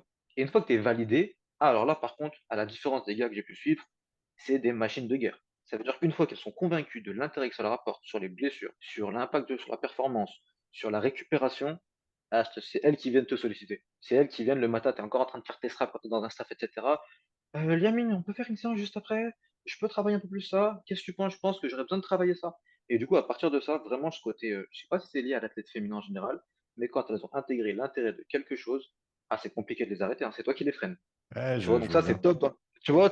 Et du coup, résultat, tu te retrouves avec, toi, une quantité de travail incroyable, tu vois? Mais du coup, un réel plaisir parce qu'en face de toi, tu as des personnes qui ont compris l'intérêt, qui sont demandeuses, qui sont bosseuses, qui sont rigoureuses.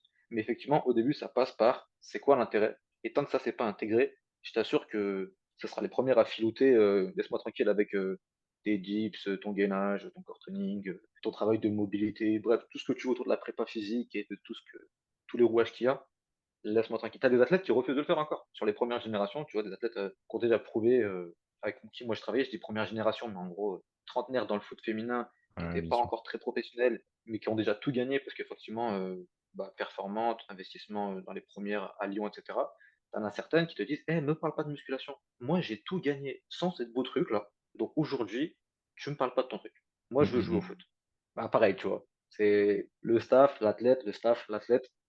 Effectivement, elle a tout gagné. Le foot d'il y a 10 ans, est-ce que c'est le foot d'aujourd'hui? Même chez les filles, tu vois? Quand Mmh, tu vois mmh, les mmh, mmh. investissements de l'Angleterre dans le foot féminin aujourd'hui, dans le soccer et cetera, Exactement. et qu'ils ont la culture de la prépa physique, je peux t'assurer que le foot, c'est bien, mais à un Ça moment arrive donné, il va fort. falloir courir, hein. Ouais, Mmh, mmh, ouais, mmh. ça arrive fort, ça arrive fort. Mmh mh. Mmh. Donc voilà C'est ce juste de qu'on a mon point été de vue. précurseurs et Ouais, ouais, ouais, ouais, notamment le on a eu un président temps Aulas d'avance. qui a été Ouais, un ouais, très vrai clairement. précurseur Il a été bon, là-dessus, mais il faut pas perdre cette avance et pour pas c'est perdre ça. cette avance, il y a d'autres choses à faire, effectivement. Exactement. Et Mais on en effectivement, revient toujours à la même ça chose, ouais. règle.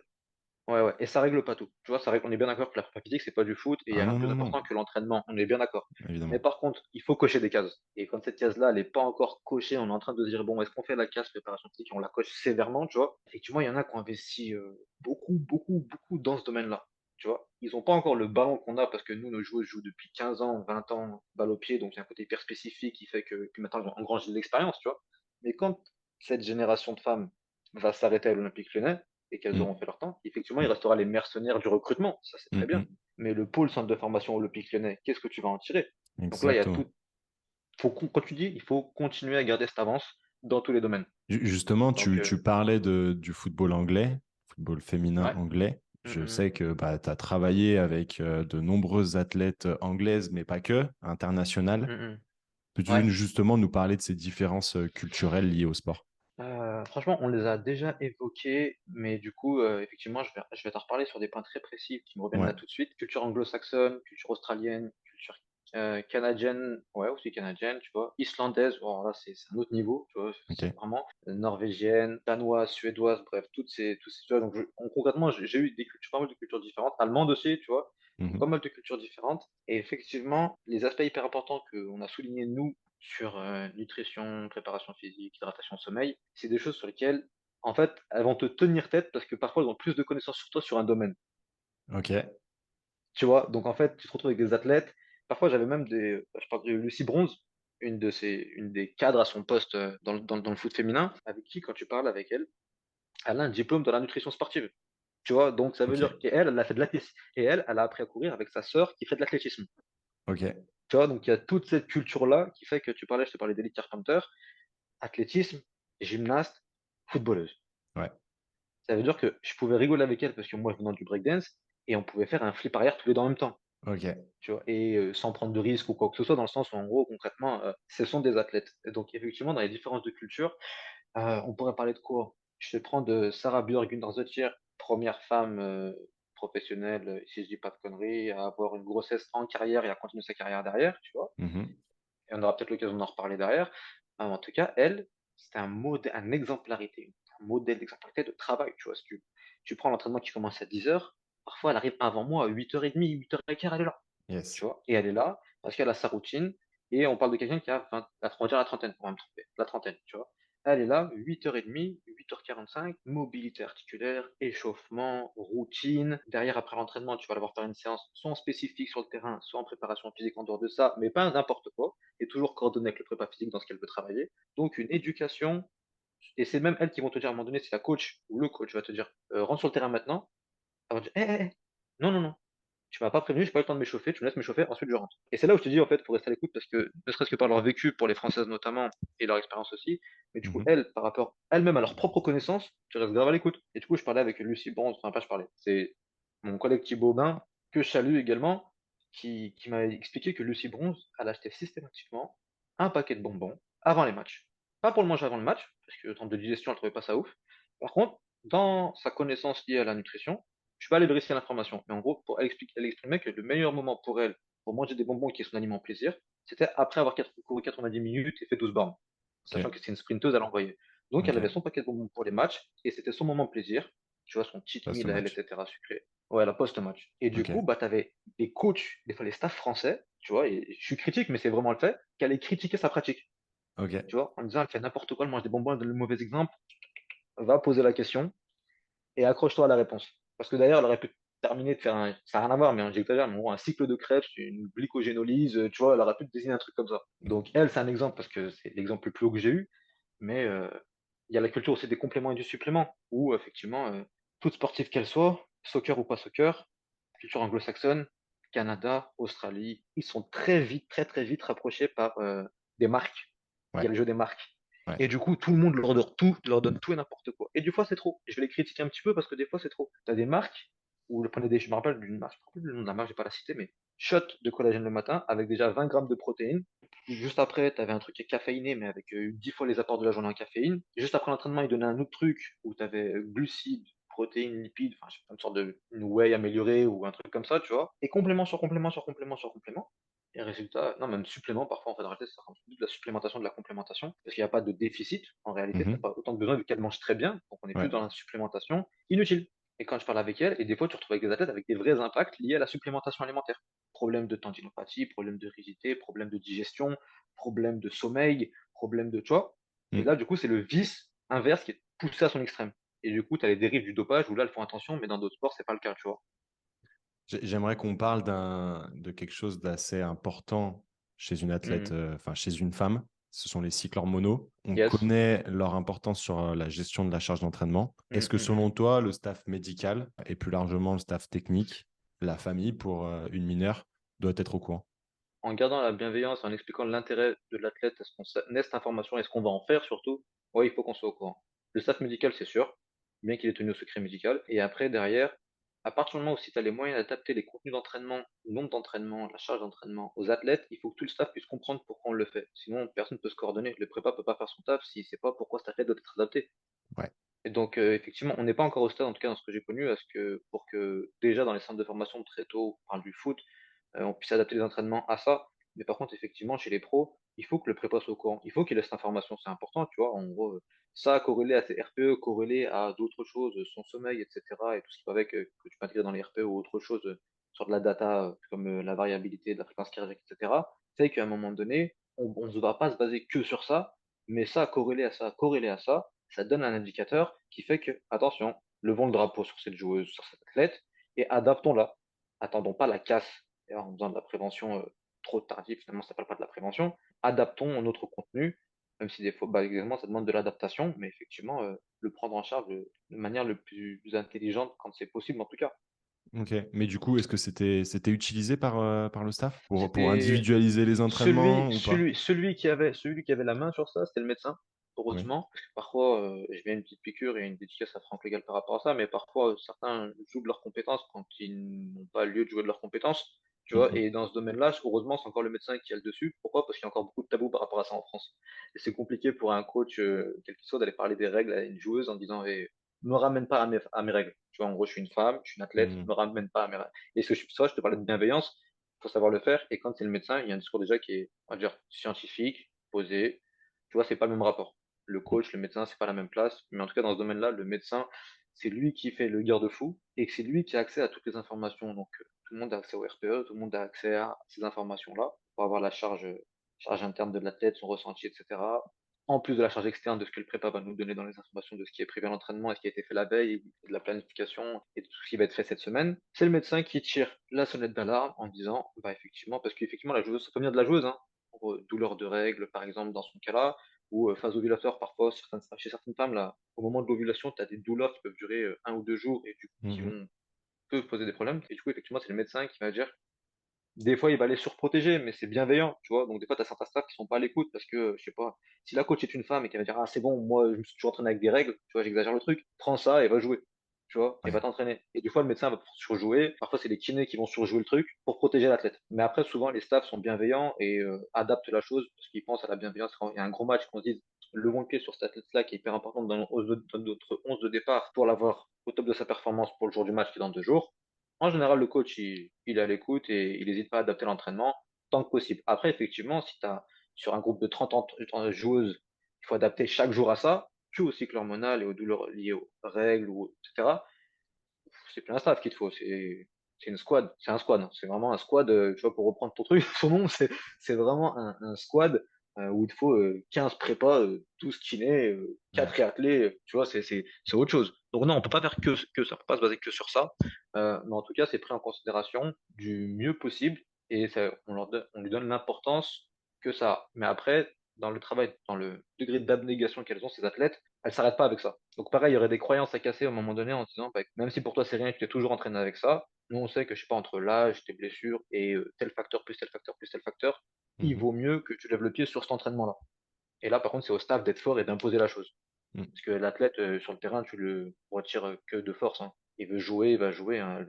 C'est l'entraînement veille de match, il y a finition, il y a ce que tu veux, ou il y a taureau, ou peu importe l'entraînement. Elle prend du plaisir à jouer si elle est encore là, donc elle veut rester sur le terrain. Et parfois, il faut leur imposer d'arrêter l'entraînement.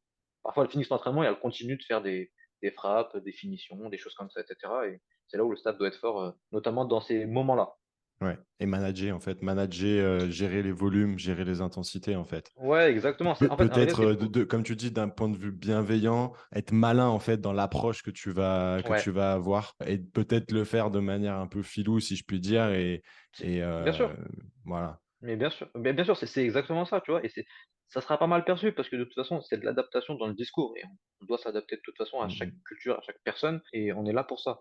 Donc effectivement, si tu ramènes la tête en disant oh, t'as tes règles, tu t'entraînes pas, pardon. Non, non, tu peux pas dire ça, tu vois, c'est très réducteur, c'est très très réducteur et c'est irrespectueux à ce niveau-là, tu vois. Ouais, ouais. Donc, et de toute façon, ça aurait pas de sens en réalité. Ça n'aurait pas de sens. Mais je suis persuadé que c'est des pratiques qu'on puisse faire ou se faire pour des personnes qui veulent vraiment pousser la performance. Et c'est la limite de la data, tu sais, du cumul de la data pour au final que plus personne s'entraîne. Lui, il s'arrête à temps d'entraînement, lui, il s'arrête au bout de 30 minutes, lui, ci, lui, ça.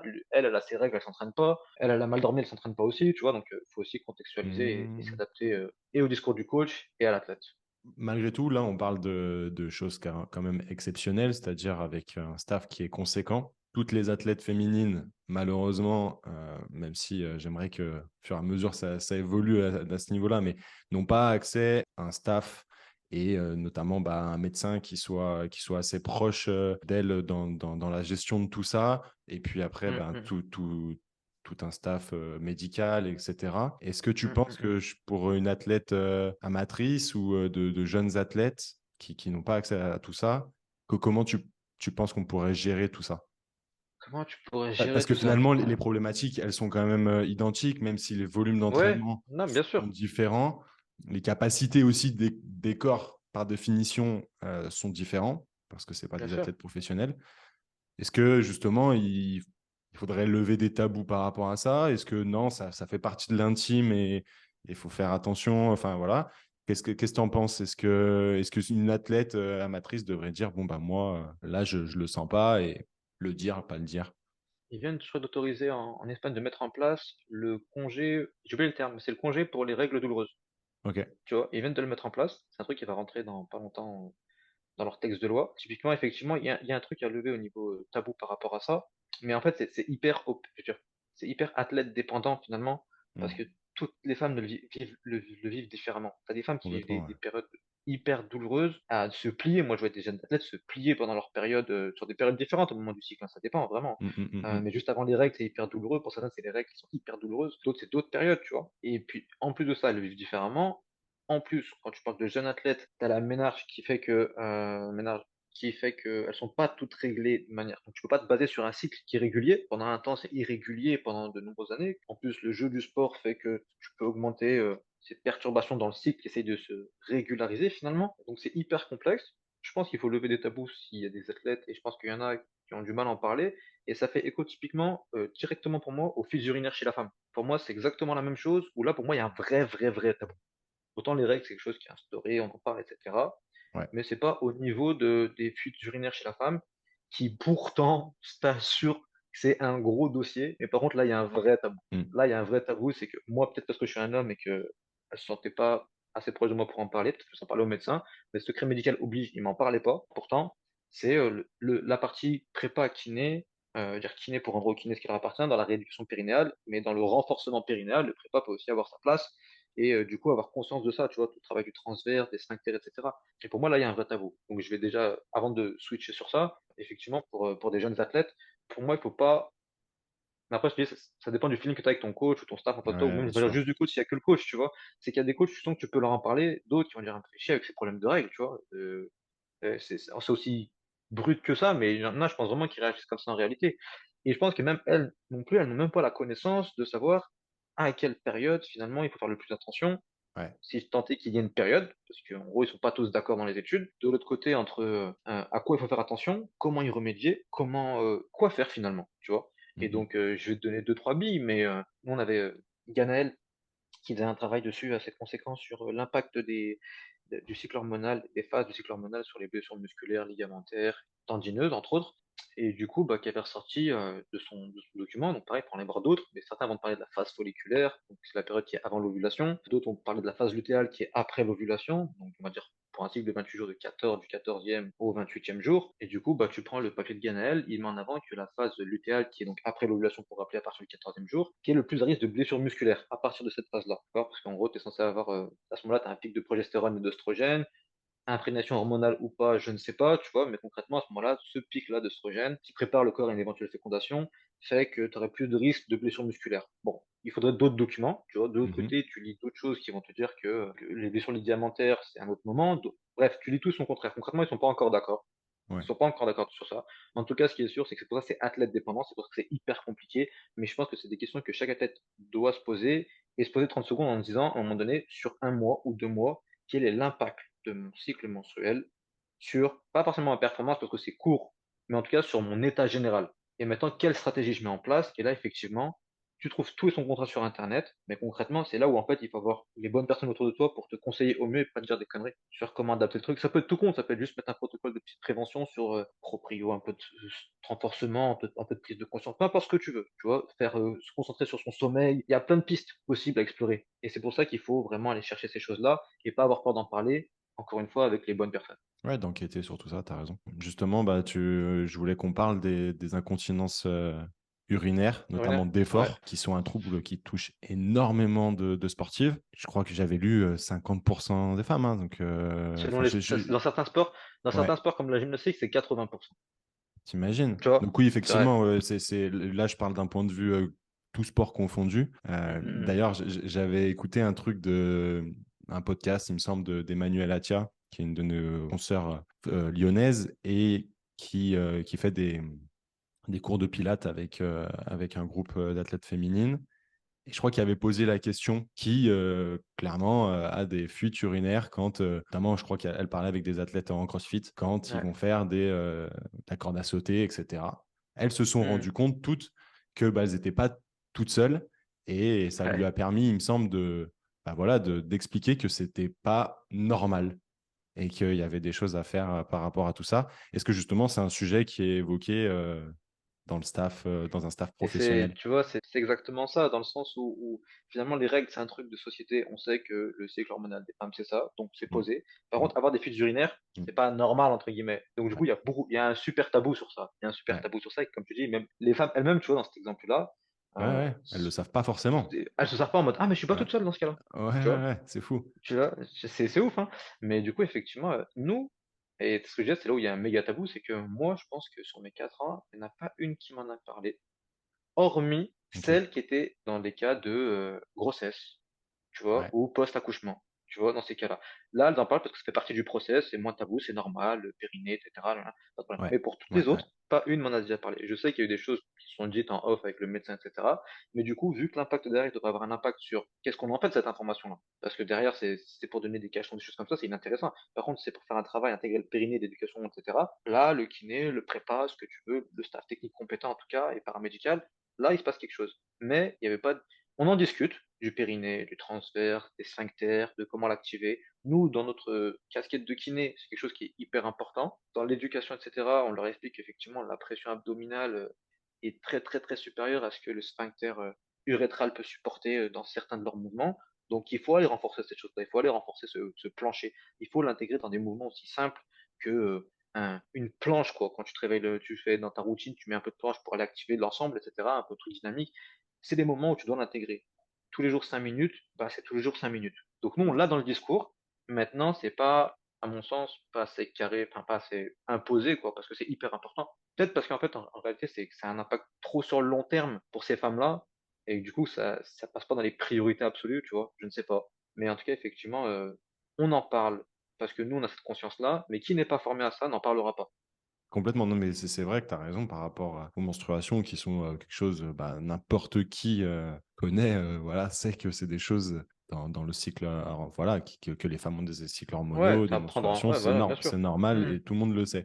Mais effectivement, cette incontinence urinaire d'effort, parce que c'est important le terme d'effort, Et ouais, bien parce que sûr. c'est des athlètes qui, dans la vie en général, n'ont pas Non, non cette pas. Mmh. problématique-là. Et bon, bah, voilà, ça va être sur notamment de la pliométrie, donc des sauts, de la Ouais. réception de sauts, etc. Justement, tu parlais de grossesse. À partir de combien de mois de grossesse Mmh. les athlètes féminines, elles arrêtent leur activité? En fait, c'est vraiment en collaboration avec le gynécologue.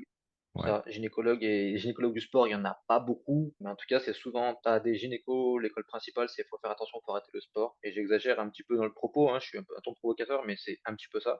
ouais. Quand il y a des grossesses à risque, forcément, on n'en parle pas, mais dans une grossesse standard, ils sont quand même précautionneux, faut limiter. Maintenant, si je te donne le concret, nous, on a eu un gynéco du sport qui suivait Sarah Björk-Nardottir et elle a quand même essayé d'aller jusqu'au troisième, il me semble, troisième, quatrième mois, elle était encore sur le terrain, tu vois. Donc c'était de moins en moins, troisième, quatrième mois de sa grossesse, elle était encore sur le terrain à l'entraînement.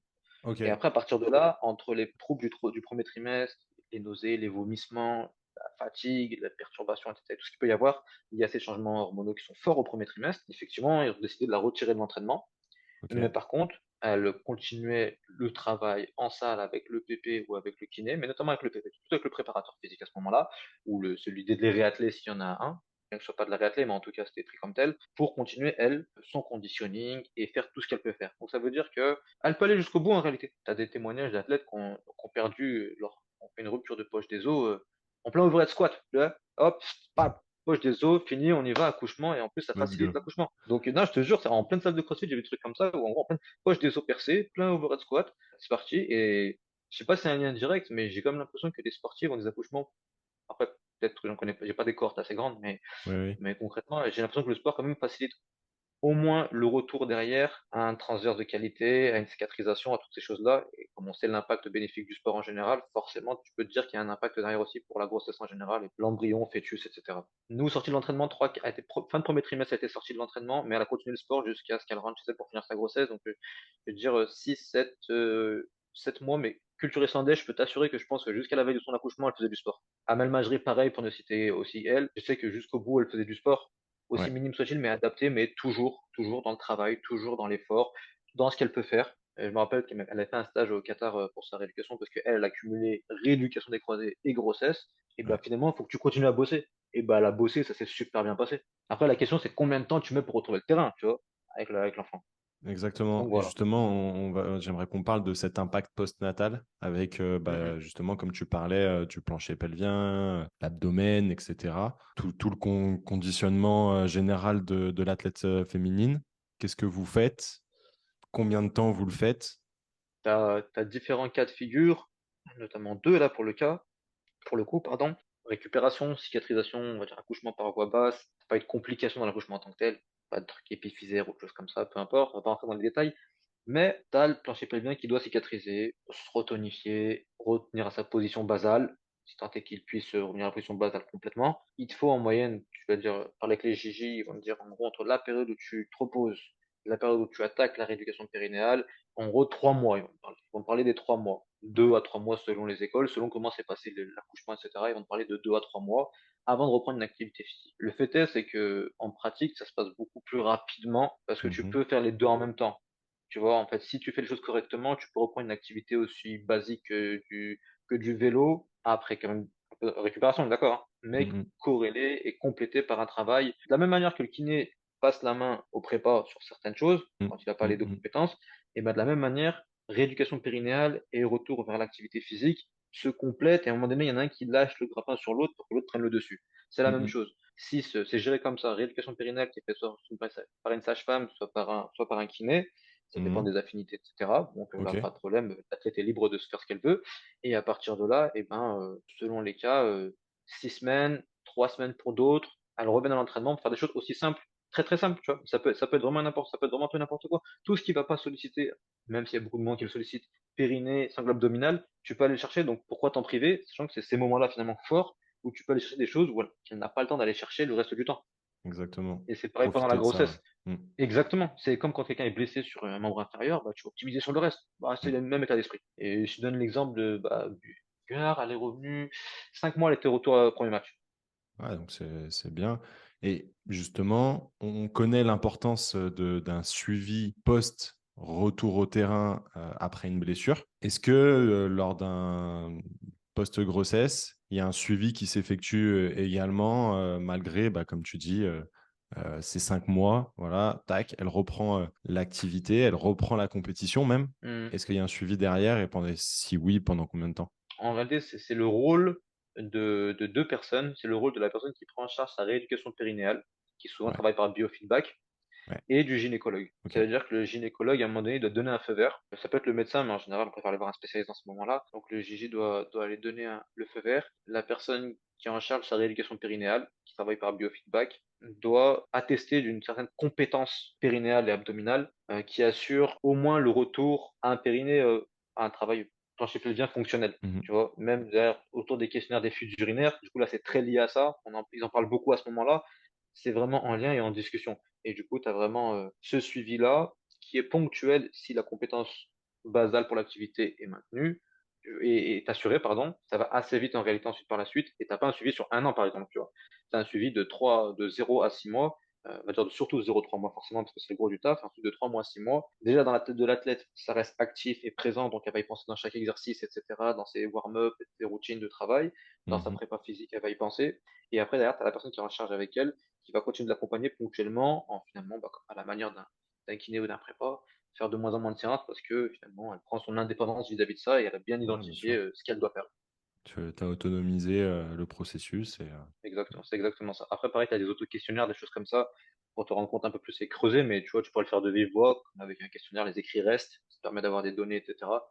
Bah, certains le font à travers des études, etc., mais et t'autonomises. ouais, Vas-y, non, et vas-y. puis surtout, parfois, ça peut être plus simple aussi de mettre voilà, cette distance auto-questionnaire Ouais, que je suis la d'accord avec toi. question de but en blanc, surtout ben, voilà, quand il y a une différence de genre. Voilà, je pense que c'est pas mal Mais je aussi pense que tu vois, de mettre ça en typiquement, un place. truc à mettre en place par rapport à ça, par rapport aux fuites, on parlait des fuites urinaires, mais en gros, fonctionner pour les staffs en mode auto-questionnaire de début d'année, même anonyme, juste pour donner une tendance. Ouais, Tu vas donner exactement. une tendance, est-ce que Ouais, qui a déjà eu des fuites urinaires, qui en a à l'effort, qui en a ouais, sans rien faire, comme ça, elles se sentent pas pointées du doigt, visées ou ouais, jugées, tu t'as vois. raison, ouais. Et au moins, tu vois exactement la tendance de ton groupe. Exactement. Et savoir si Mm. toi, en fait, tu dois en faire, pas dire une priorité, mais un axe de travail en tout cas. Ouais, et puis potentiellement mettre en place voilà, une petite éducation à ce niveau-là. Et au moins, effectivement, ça ne vise personne et c'est peut-être plus simple à mettre en place, en tout cas dans un premier temps. Ouais, Ouais, je suis d'accord avec toi, le côté informel du truc, enfin, ouais. moins proximité, est bien. Ok. Ouais, c'est une piste intéressante. Yams, on va passer sur la dernière partie du podcast. Si tu Yes. n'avais le droit à donner qu'un seul conseil à un sportif, quel serait-il? Le plus important pour toi? Entoure-toi des bonnes personnes. ce qui résume bien la chose parce que même si toi, tu as pas accès à l'information et tu peux pas tout faire entre entraînement et connaissances sur ta pratique, d'autres l'auront. Donc ces personnes-là, c'est ces personnes-là qu'il faut aller voir. Ouais, et ça te permettra d'avoir plus de bagages, ça te Exactement. permettra de t'enlever une De charge gagner du temps mentale, aussi et de de gagner du temps. de gagner du temps et puis effectivement de ne pas avoir de problématiques. Parce que effectivement, je rebondis, tout à l'heure on parlait des pathologies de croissance, Mmh, où mmh mh. potentiellement ça peut être dans le cas où l'athlète, le jeune athlète, va faire énormément d'entraînement pour gagner du temps, entre grosses guillemets, et au Mmh final, mh. il va se retrouver 3 mois sur le carreau et c'est une perte de temps. En tout Mmh mh cas, mh. si on le voit de manière pessimiste, c'est exactement ça. Je pense que c'est important effectivement de s'entourer et c'est top que tu en parles parce que c'est bien l'intérêt de ce podcast. Tu vois que tu nous as donné tous ces conseils et toutes ces pistes à explorer pour les athlètes, les jeunes athlètes, les athlètes féminines. Donc merci pour tous tes conseils. Quels sont les documents, les livres, les podcasts que tu nous conseillerais? Je vais donner le blog du médecin de l'équipe de France de foot, le Gal Football Care, où il y Yes. a pas mal d'articles et de cas cliniques pour notamment les professionnels, etc. Et notamment et c'est assez bien expliqué, mais en même temps assez facile à comprendre. Donc même pour les personnes, footballeurs, athlètes, etc., on rencontre des cas cliniques très précis où finalement on se rend compte des étapes par lesquelles on doit passer. Donc on a même la mine d'informations des étapes par lesquelles on doit passer dans le cas d'une pubalgie, dans le cas d'un atteint du ligament croisé, où ça se passe un peu de manière comme ça, comme ça. Si on arrive à faire le parallèle avec notre propre blessure, on arrive à avoir des informations. Donc, et pour le sportif et pour le clinicien, thérapeute, préparateur physique, il y a des choses hyper intéressantes à aller voir. Et Ok. puis après, dans les podcasts, je dirais Mike Boyle en ce moment. Donc, Boyle. Michael Boyle exactement sur ses Ouais. podcasts et puis tout ce qu'il fait, ses travaux en général, qui sont toujours intéressants et j'aime bien son approche dans le sens où moi c'est Rémi Lancou qui me l'a fait découvrir. J'aime bien son approche dans le sens où à chaque fois que je pense avoir compris un truc de lui, bah, le podcast d'après il me fait comprendre que j'ai rien compris. Genre c'est hyper frustrant. Parce que ah ouais c'est bon j'ai capté le truc par rapport à cette approche-là et juste après il dit mais ceux qui ont compris ça dans ce sens-là, ils ont raté ce que je viens de dire. Genre, ah, putain. Tu vois c'est un peu ça et du coup j'ai toujours l'impression de il me repousse un petit peu dans ouais, dans ma compréhension de la chose et c'est ce qui me Mhm. fait kiffer parce que je reste un passionné. Ouais, ouais, ouais. Et en apprenant. Ouais, ouais, exactement. C'est l'émulation de transmettre. Est-ce que j'ai le goût de la transmission, Mhm. d'aider les autres et moi de m'enrichir en même temps, et en recevant et en donnant. Et puis du coup, pour remonter à ce que tu disais, merci à toi pour ce genre de vidéos, de podcasts, au moment où on peut échanger, parce qu'effectivement, j'ai pas de prétention particulière, mais effectivement, si à travers mes échanges et nos discussions, on peut soit donner des idées, soit rassurer des personnes par rapport à ce dont Exactement. on a parlé dans les sujets, soit effectivement leur faire gagner du temps, bah c'est top qu'il y ait des formats de ce type. Bah merci à toi, surtout pour le taf que tu fais aussi. Bah C'est non, mais cool. c'est cool, ça me fait extrêmement plaisir. Justement, si tu pouvais passer un moment avec une personnalité, qu'elle soit vivante ou non, qui serait-ce et Mhm. pourquoi? Moi, je suis là, en fait, je vais aller vers quelqu'un qui est aux antipodes de ma manière de fonctionner. C'est-à-dire que moi, comme tu l'as décrit au départ, je suis très scolaire, assis sur une chaise. Donne-moi un bouquin, dis-moi pour quand je l'apprends et pas pourquoi, tu vois. Là-bas, je suis comme ça. Et du coup, les gars du terrain m'intriguent toujours parce que c'est des gens qui ont appris directement sur le terrain. Et à Mm. l'instar de Chuck Bodak, qui est le cutman de Mohamed Ali, Ok. tu vois, qui lui est mort en 2009 et qui, ce gars-là, qui est boxeur à la base, etc., a coaché, enfin, a été le cutman plutôt, et il a aussi coaché, mais principalement parce qu'il était cutman, plus de 50 champions du monde dans la boxe anglaise, tu vois. Donc, Mohamed Ali, Rocky Marciano, et oui, pour ceux qui connaissent pas Rocky Marciano, il a vraiment existé, c'est pas qu'un film. Evander Holyfield, tu vois, tous ces grands boxeurs, c'était leur cutman. Et lui, il doit avoir une Yes. expérience monstre en termes de pratique. Il sort pas d'une école de médecine, ce gars. Et Ouais. c'est le genre de gars qui m'inspire parce que je me dis, le gars, il a tout appris sur le terrain et finalement, tu restes humble par rapport à la connaissance que tu peux engranger en dehors du terrain, mais que dans les bouquins finalement. Ouais, ouais. C'est la science de l'empirisme, hein, finalement, Ouais, ouais, qui est la base de la science de labo, parce qu'au final, il y a des choses qui sont testées, on se pose des questions, il y a des résultats, et après on se dit, et pourquoi il y a des résultats?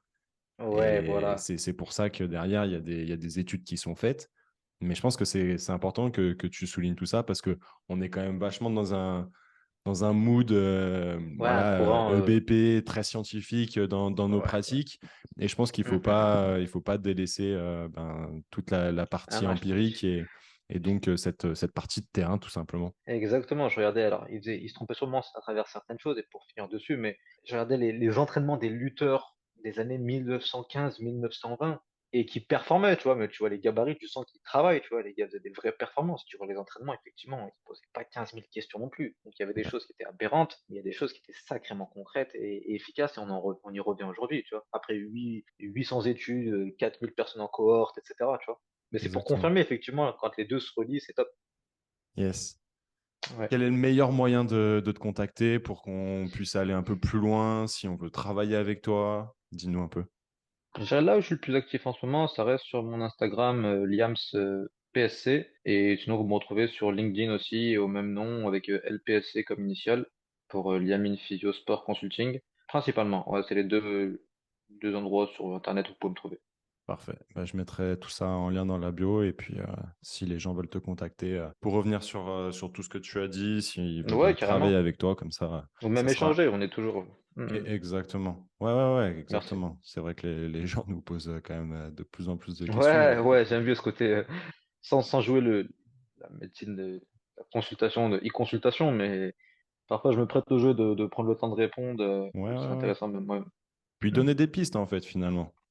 Ouais, exactement. Parce que tu sens que les gens sont perdus un petit peu, le système Mm, français veut qu'on passe systématiquement par la case médecin encore aujourd'hui. mm, mm, Donc finalement, les gens perdent beaucoup de temps quand ils sont pas catégorisés SHN, sportif de haut niveau. Et le gars, entre le moment où il se blesse et le moment où il se fait opérer, s'il doit se faire opérer, ou le moment où il a finalement le soin ou l'orientation qu'il doit avoir, il peut se passer 3 mois ou beaucoup trop de temps entre mm, la mm. réservation Complètement. radiologie, imagerie, rendez-vous chez le médecin, et chez le kiné, refaire un retour chez le médecin, refaire une Mm, mm. imagerie. On perd beaucoup de temps, donc effectivement, des fois, on se prête au jeu pour aider un peu aussi. Ouais, exactement. Et puis, ben, comme je le disais dans le podcast, en fait, le but, c'est vraiment d'amener les sportifs à avoir voilà, un staff voilà, avec des kinés, des médecins, des prépas, des nutritionnistes, etc., des ostéos, Mm, qui mm, peuvent aussi être, voilà, te connaître correctement et pouvoir te prendre en charge rapidement et voilà, pouvoir t'orienter parce qu'effectivement, le système actuellement, il est que l'athlète, souvent même, il va avoir la croyance du repos. Donc, il va mm, attendre mm. un petit peu, ça va pas trop passer, il va voir le médecin, puis parfois, il va voir son médecin généraliste qui n'a pas forcément les compétences.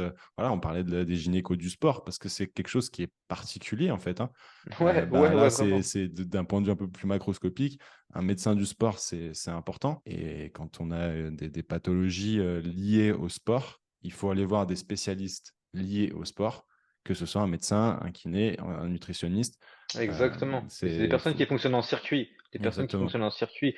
Et c'est là où vraiment tu gagnes du temps. C'est que il y a deux aspects. C'est que le côté où quand tu as des professionnels de santé liés au sport en général, ils essaient de fonctionner en cercle parce qu'on sait qu'on n'a pas toutes les compétences et qu'on arrive. Mais par contre, on fait gagner du temps aux sportifs qu'on a, aux athlètes qu'on voit parce qu'on arrive directement orienté en disant, bah, je pense pas que ce soit moi que tu dois voir, mais par contre, je pense que j'ai un confrère, un collègue, une connaissance qui peut t'aider et tout de suite le contact se fait plus rapidement. Il perd pas de temps en réalité. Mm, mm. Comme tu disais, dans le format macroscopique que tu donnes, il va chez le généraliste, il rentre chez un kiné, mais le kiné, il peut y avoir 3 mois, 2 mois d'attente par rapport Ouais, la perte de temps. à la perte de temps en ce moment. Et puis, les kinés en général aujourd'hui sont pas aidés de toute façon en Mm. France, en tout cas dans la pratique. Ouais. Donc, faire du qualitatif chez un kiné aujourd'hui, ça devient de plus en plus compliqué malheureusement. De l'autre côté, t'entoures. Effectivement. Et puis, aller chercher un nutritionniste, oui, mais quoi, qui, quand, comment? Mm, mm.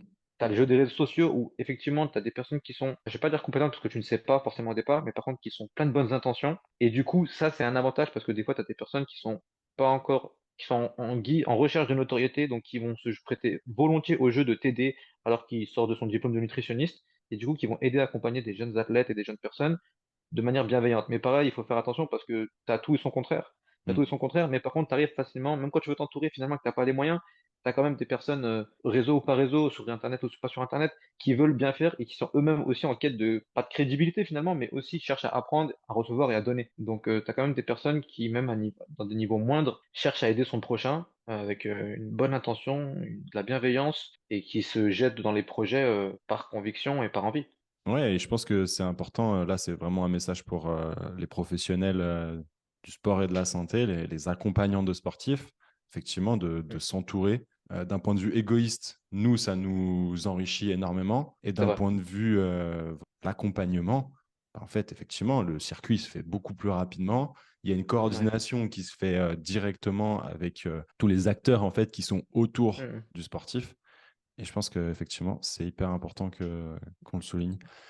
Qu'est-ce que tu as prévu un petit peu sur les prochaines semaines, voire même les prochains mois que les gens Mhm. doivent savoir? Je veux dire, l'avenir nous le dira sur le court moyen terme. Le breakdance étant devenu une discipline olympique, Plusieurs rassemblements sont prévus, notamment avec les pôles sportifs, l'INSEP, et cetera. Donc il se peut que pour la suite, vous me retrouviez en tant que préparateur physique, de l'équipe française de breakdance pour 2023. C'est à venir ou pas, l'avenir nous le dira. Je reste moi-même connecté sur ma propre situation et on verra ce qui se passe. Ok, bah lourd. Lourd, franchement, c'est tout le mal qu'on te souhaite parce que Je te remercie. effectivement, ça te permettrait d'allier cette véritable Heu, passion et en même temps heu, d'amener tout ton background que tu as pu prendre dans le sport professionnel notamment et d'apporter voilà, à cette jeune discipline, en tout cas d'un point de vue olympique. Voilà, parce que ça mmh sera mh, effectivement les premiers JO pour le breakdance. exactement. Qui plus est en France, franchement, il va falloir être solide, mais en plus de ça, je pense que ça serait une énorme fierté pour toi, pour toute la fédé de breakdance. Donc franchement, on va Ouais, rester c'est top. connecté, mais ouais, j'espère que ça le fera pour toi parce que ça serait vraiment lourd. Et on va passer sur la dernière question passe décisive. Qui Mmh aimerais-tu mh. entendre passer au micro de ce podcast?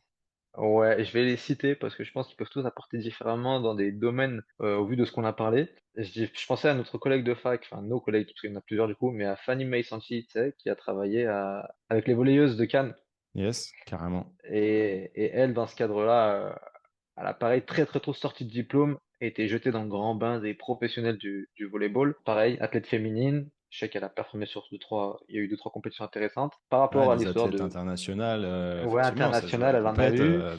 Ouais. Exactement, tu vois? C'est exactement ça et ça jump pas mal. On parlait de, tu vois, de fuite Mm, urinaire et mm, cetera, mm. incontinence urinaire, même si c'est pas un tort de contact, mais il y a quand même beaucoup de jump, hein, principalement c'est de son volet. Donc ça, je trouvais ça intéressant. Après, je pensais à notre ami Fabien Villagordo, même si Yes, j'ai pas de nouvelles de lui depuis un petit moment, mais je suis son ascension de loin et son aventure est ma chère, tu vois? Dans le rugby au top 14, je carrément. pense très clairement que lui a des choses à dire. C'est quelqu'un qui est très humble et qui est très abordable et qui est très professionnel. Et du coup, j'aimerais bien entendre ce qu'il a à dire depuis les 4 5 années où j'ai pas de news de lui, de son cursus professionnel. Donc ouais, On lui dira, on lui dira. on le dira. Et ouais, ouais. Donc je pensais surtout à ces deux-là. Yes. Donc je leur fais la passe D. Mais là, je suis curieux d'entendre Fabien quand même. Je te dis la vérité. Lourd, Je suis lourd. curieux Ouais, d'entendre Fabien. ouais, ouais, bah ouais, qui est au MHR, donc au rugby montpelliérain. Il a un gros background, effectivement, Ah ouais, dans hein. cette discipline-là. Dans la pratique, ouais, ouais. Il a notamment travaillé avec la Fédé française à 13, avec les jeunes. Il a notamment gagné un titre, si je dis pas de bêtises, c'est un titre européen. Il vit un peu, je pense, après d'une manière différente parce que autre sport, autre staff, autre Ouais, voilà. carrément. Mais effectivement, dans un staff professionnel avec toutes les avantages et surtout, Et ouais. faut pas l'oublier, les contraintes que ça implique.